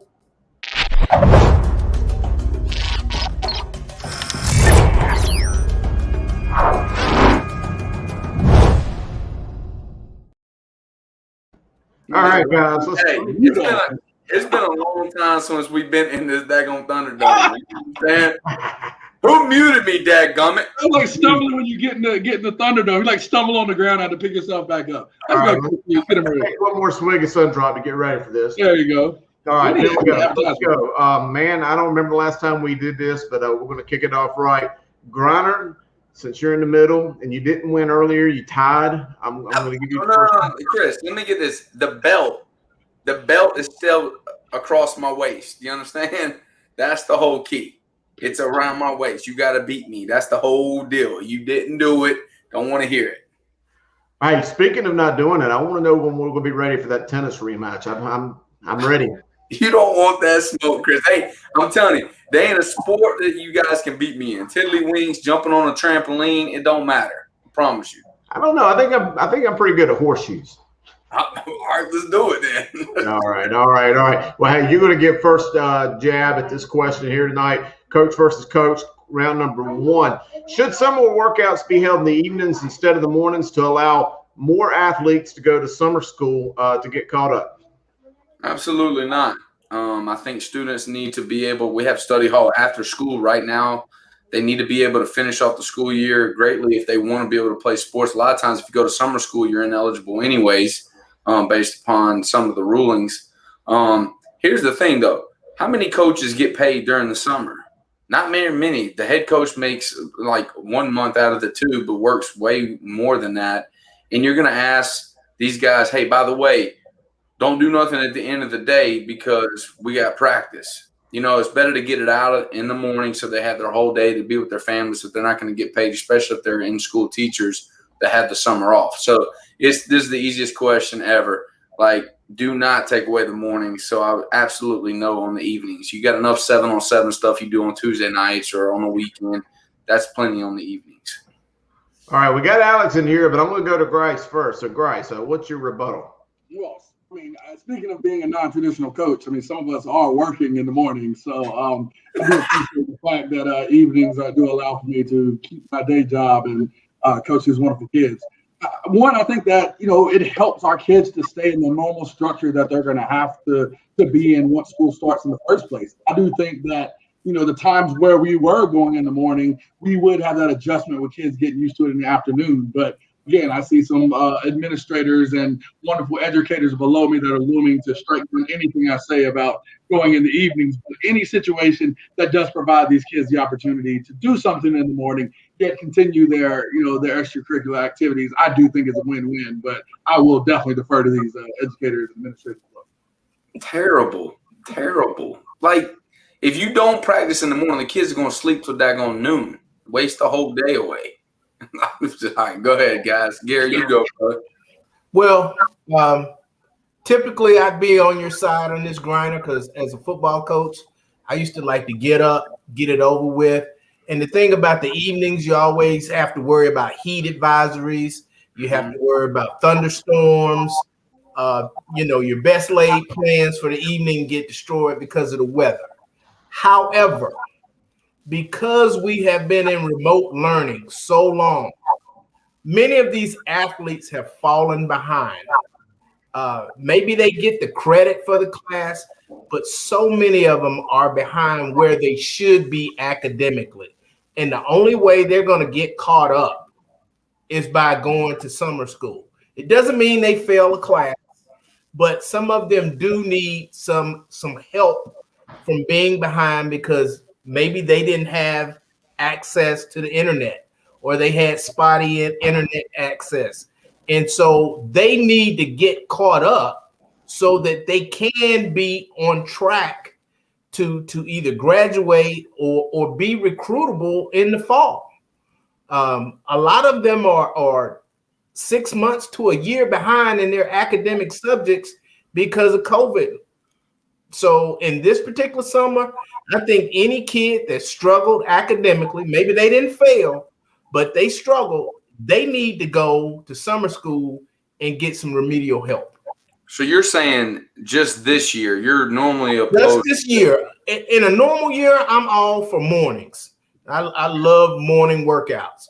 But in this year, I think academics got to come first this year so that they can get back on. It seems like I don't think academics. I like academics are important to us. I'm going to take this on right now. And yes, I will acknowledge I am a school administrator. So let's put it out there. So that being said, I'm an administrator, so I'm going to comment from a school administrator's perspective. I'm going to add to the fact, and I won't even go at this way because I know what Gary meant by his statement. Anybody else whom I didn't know what he meant by what he just said, I would say that no, academics should not come first this summer. Academics are supposed to come first every summer and every day. But I know what Gary meant. He did not mean that. But academics are to come first every day of every season. But that being said, moving right along, why should summer workouts continue to be held in the mornings? Number one, that's a safety concern. This pandemic does not eliminate or eradicate the need to be proactive in our safety measures. Charlotte-Mecklenburg schools, dating back to the days of Vicky Hamilton, has been an exemplary beacon of doing just that, and the proactive measures which have precluded some schools from scrimmaging because not getting enough practices in prior to that scrimmage date. So praise be Charlotte-Mecklenburg schools for that. So safety, number one. Number two is that any students who didn't get the job done academically this year, well, it's caught up to you. Yes, you need the remediation, but you didn't get the job done this year. The LEAs in this state where access truly was an issue, are LEAs that did not play sports at all this year. I don't buy the access argument. It's a choice that they didn't do it, or those LEAs weren't playing sports if access really was the issue. So I'm sick and tired of the number of people who have said, well, when we return to real school, it's been real school. The fact that people have chosen not to engage is your own fault. And I'm not dealing with the nonsense. And moving the workouts to the evening won't do a thing because you need to be studying in the evening if you're in summer school. So it's a safety issue. It's a willful and wanton decision of people who have refused to engage in viable, meaningful academic endeavors that had efficacy to them all season long, acting like remote learning was not real school because it was. People who refuse to acknowledge that academics have to come first every single day, and people who refuse to acknowledge that if you have to go to summer school, that you need to be studying in the evenings. If you really had access issues, those school systems weren't playing at all. Now that's a different story, but that's not the case here. So absolutely not. Not today, not ever.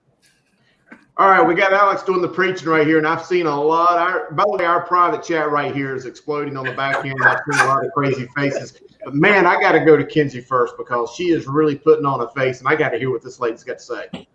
Well, first of all, let me say it's not real school. As a student who sat through a year and a half of it, I can tell you I have not learned, and that's not the teacher's fault. It's really hard to learn math when it's on a screen. It's really hard to learn when it's not engaging. And I know as an administrator, you don't have to sit through that, but as a student, I can tell you it's literally the most boring thing I've ever done. I can also say that access is an issue. The Wi-Fi goes out all the time. Zoom doesn't work. And then in schools like Griner, like hold up, they may not have a house, and then this is where really the safety thing, man, CMS may be trying, but if they really cared about our safety, do you think we would have, just made the decision randomly that it's now suddenly safe to be 3 feet away?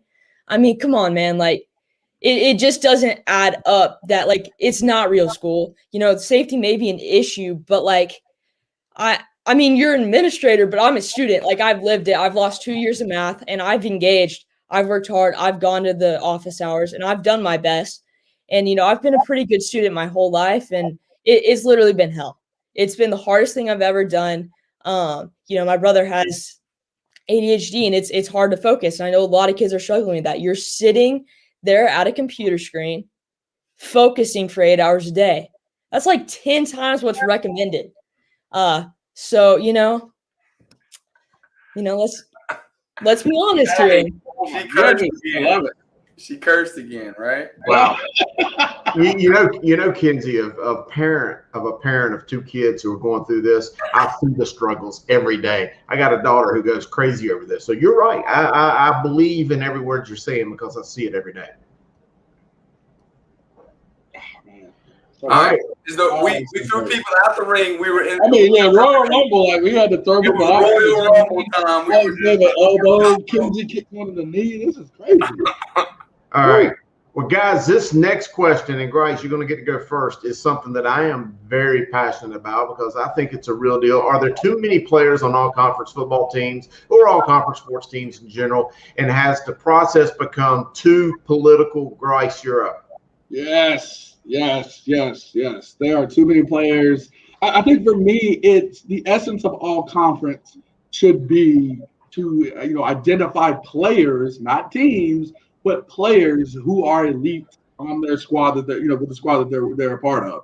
I think that we're seeing too many times to where people are angling and politicking for guys, or people are leaving guys out because they may have a grudge or feel some type of way, or conspiring and voting against, other people. And I'm not a head coach, but I know in our conference, shout out to Masanori Taguchi as the conference AD.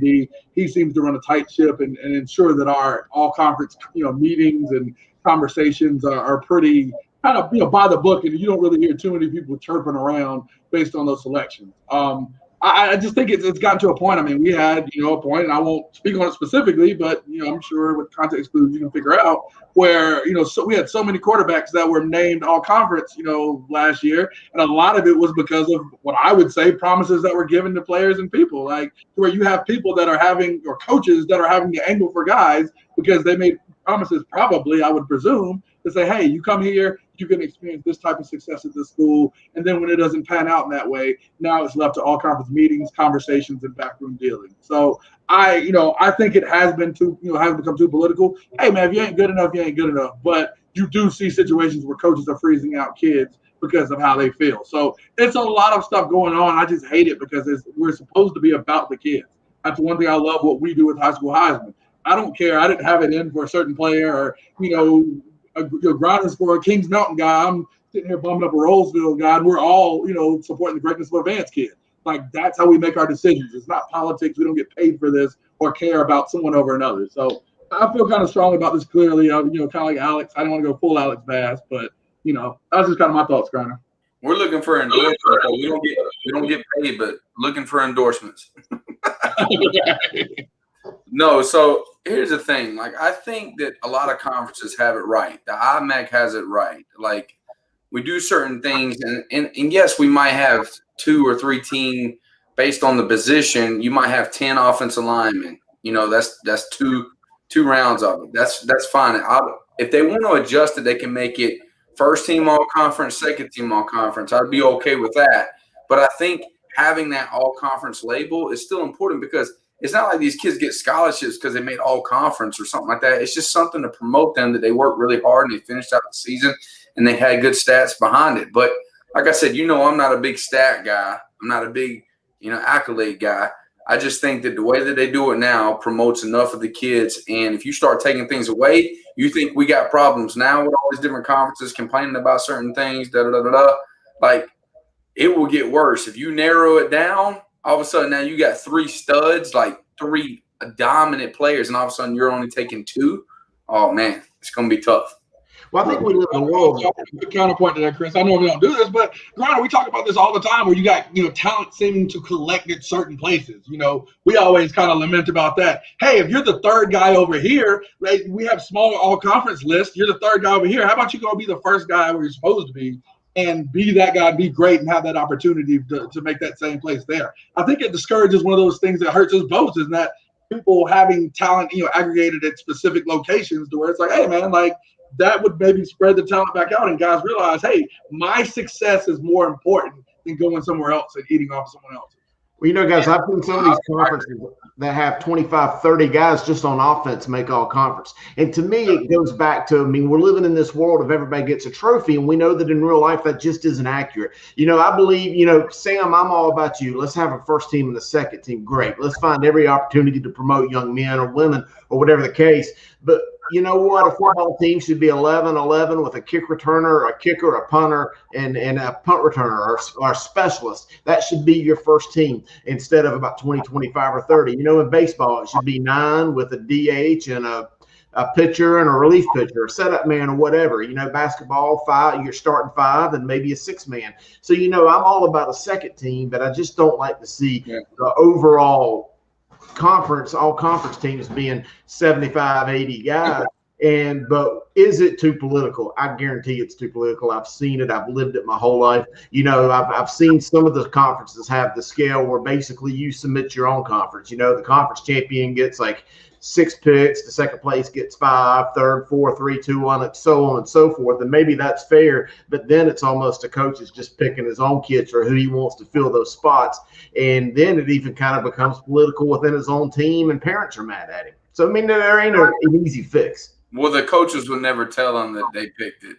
If they do it that way, if a conference does it that way, they're not going to be like, hey, we only got 8, and you were not the 9th or 10th guy. So that'll never be told. Probably we shouldn't say that. I think, granted, but hearsay in our conference from just not only just my coach but others, it is in that kind of certain defined list. But I know a sanity check's done. I know Griner ain't putting in his 5th receiver that had 20 total yards receiving through the whole year and going, hey, it's my guy. He's a senior. I love him to death. I get 6 spots. Here's my 6th guy. So I don't know. I just think our conference seems to get it right. I don't see, and some of the personalities we have on Twitter in our conference. If something was wrong, we'd hear about it left, right, and sideways. And I don't think we get that as much. And I know Griner, kudos to you being a part of that now. And I don't think you're that type of guy either. So I'm glad to have, you another sane voice in that room. And I think it'll all go pretty good. No doubt. All right, Griner, you get the first shot at this one. This is another one that's really important to me, and I've got some pretty strong feelings myself about it. But is having 4 state championships beginning next fall going to be better than having 8, or will it still be an issue? Go ahead, have at it. Yeah, I'm going to say it's going to be way better because I'm going to be strictly honest with you. I don't remember last year's 8 champions, but I would remember the 4. You see what I'm saying? So I think it has more value saying I'm the 1A state champion, I'm the 2A state champion, I'm the 3A state champion. When we were able to win the championship, former team, I was fine if we would have been big 4A, if they would have just measured it up and let's go. I like our chances. Let's go. I think we can compete. I think it dilutes it a little bit. And I am going down to 3A with West Charlotte, so I'm all for that. Drop down to 3A and then move everybody else into 4A. It's going to be very difficult in the 4A next year. Don't get me wrong. So whoever wins that really, really earned it. And that's going to be kind of unique. But, think about it. How often do you remember all 8 teams who won? I guarantee you can remember 4, but 8, it starts getting a little difficult. We literally jokingly call 4A the Fight Club. 4AA even, just a segment, not even the whole 4A, a segment. So with all of the teams we had before, now you're adding what may be the 4-time 3 single A state champion, maybe, to another team that's won 2 or 3 as well, 2 4A by itself. So not only are we saying that those 2 teams from 3A, the best teams in 3A are now in 4A, we've got all the other teams in 4A now vying for one throne. In 3A, you're not going to have it much better. You still got Kings Mountain. You still got some top teams that I can't even think of. I haven't looked at the list, but you still got some top teams that you're going to have to deal with. That there should be another segmentation to make sure that you should have certain teams that maybe should be on the smaller end, certain teams on the bigger end. I think that 4 is too few. Like, I don't know if 8's the answer. I mean, I think 6 is probably a better number, but 8 by far creates the better opportunities. And I mean, you talk about, you maybe don't remember the 8. You got 8 well-deserved teams, and I think you look at the state finals, and whether it's 1A or 4A, I mean, you talk about a Cardinal Gibbons team or, potentially Grimsley. I mean, we love Travis Shaw, who's a 5-star guy that Nick Saban apparently loves and offers. That ain't a team you sit there and look at that you don't think was worthy or couldn't be good in 4AA as well. So everyone, talks about the whole, 8 subdivisions like everybody gets a trophy, but there's some dang good teams at each subdivided level that could compete at pretty much any level that we want to see. So I don't think 4 is anywhere near it should be, but 8, yeah, I can understand what people have a problem with. I mean, I think if we had 5 divisions, that'd be plenty. You see what I'm saying? 6, I don't like that number. It's a little evil number. But like 8, like honestly, could you name the 8 state champions last year? Yeah. Grace, no, Chris could definitely do it. I'm gonna try. So, of course, Bryce. Of course, Eastern Charlotte Catholic. That's 4. Yeah, now was 5. East Surrey. I know East Surrey one, so that's 6. I'm just missing small 1A, and I'm missing 2 single A, and I know that they were all West. So, God. Yeah. Well, regional 7. I forgot. Thanks. Here's the deal, though. With the way that the NCHSA did the realignment, they did the 20-30, 30-20. That kind of created its own monster that is a completely different conversation. I personally think they got it backwards and should have put the 30 in the middle and just subdivided, or in the ends, I should say, and just subdivided 1 and 4A for 6. I personally think 6 is the right number. Right now with 8 champions, I think it's a state champion for about every 47 teams, and that's just way too few teams. I think it completely waters it down. But if you go up to 4, that's 1 state champion for about every 94, 95 teams with a little bit of a decimal in there. 6 champions would be 1 out of, I think, 62, and I think that's a much better number. I think the way the state's grown, and if you look at some other states around the country, I think 6 state champions would be a perfect number. Sam, I know you don't like that number, and I get it. I understand. But I think 6 would be better. And let's just go ahead and have the schools vote again to change the bylaws to make it 6 classifications versus 8. And by the way, I'm for the NCHSA changing the rules to say if the school don't vote, that's automatically a yes. So, that's a different story in itself, too. I know I'll get Alex riled up if I start that conversation. But short answer is I think 4's way too few and 8's way, way, way, way too many. I think we need to meet in the middle. Wow, guys, this has been some show. This is probably we've been doing these for 3 years, I think, and this is probably my favorite show that we've done. I love how fired up Alex gets. I love Kenzie coming on with that first person. Kenzie, like when you go to school next year, you got to come guest host sometimes. You can't just go disappear on us altogether. I'm coming back for Dale's food show. They'll definitely get a food learn how to cook somewhere. They'll definitely get a food segment. Get some content ready. With a food truck, that would be amazing. Food truck. Dale Smokes. Smoke meat of the week. Up at hey, look, I got a question. As you guys were arguing, I got a question from 3 people, and I put it together. people want to know, is the Observer doing an all-star team, and will you guys help pick it and announce it on Talking Preps the way we did the Heisman? I think that people really kind of attach to that. I am fine. We always pick an all-observer team. We're going to pick a news observer team. I was going to talk to Chris about picking a super team for all of North Carolina, and maybe we could, if Chris will agree to it. Chris, I'm going to put you on the spot. Oh, I'm fine. I mean, while I hate big all-conference teams for the reason that they're big, I'm for any opportunity whatsoever to showcase and promote young players around the state. So by all means, if we can all come together and put together a super team, why not? That's just one more accolade or a chance for someone to get recognized. So I'm in 100% agreement with that. Okay, with that said, I got breaking news. The Charlotte Observer News Observer Super Team is coming eventually. So we will have the regular All Observer team, the News Observer team, and we're going to do a super team. And we'll I don't know who we'll have. We'll have some people on the show. Let Chris break it down. It was really cool having those kids on tonight. I really enjoyed that, seeing their faces and when we played the video and seeing their reactions, and got to give props to my man Hollywood again for being the high school Heisman winner. Sam, there's your graphic that you like so much. Yeah, man, he earned it. I mean, special player. You're talking about Heisman moments, man. Gosh. All three of those guys that has one. I just got a text from a guy saying, how could you do my boy Javari that way? And I told him, I said, no matter who we picked, there were going to be two kids that felt that way and friends that felt that way, because we had three phenomenal finalists. We had 16 really, really phenomenal finalists when we started. I think so highly of Javari. I texted to him or I DM'd him and said, here's my number. I want to talk to you about colleges, just because I'm curious, like, what's he gonna do? You know what I'm saying? I think he's special. So we're trying I think coaches are probably, like you said on the video, probably stuck on the height thing, but that guy can play, man. I mean, he can come off the edge and make tackles and get angles. I mean, he's pretty incredible. All right, Sam, you gave up your throne this week on your final thoughts, and Gary has a special message he wants to give to CMS and coaches. Gary.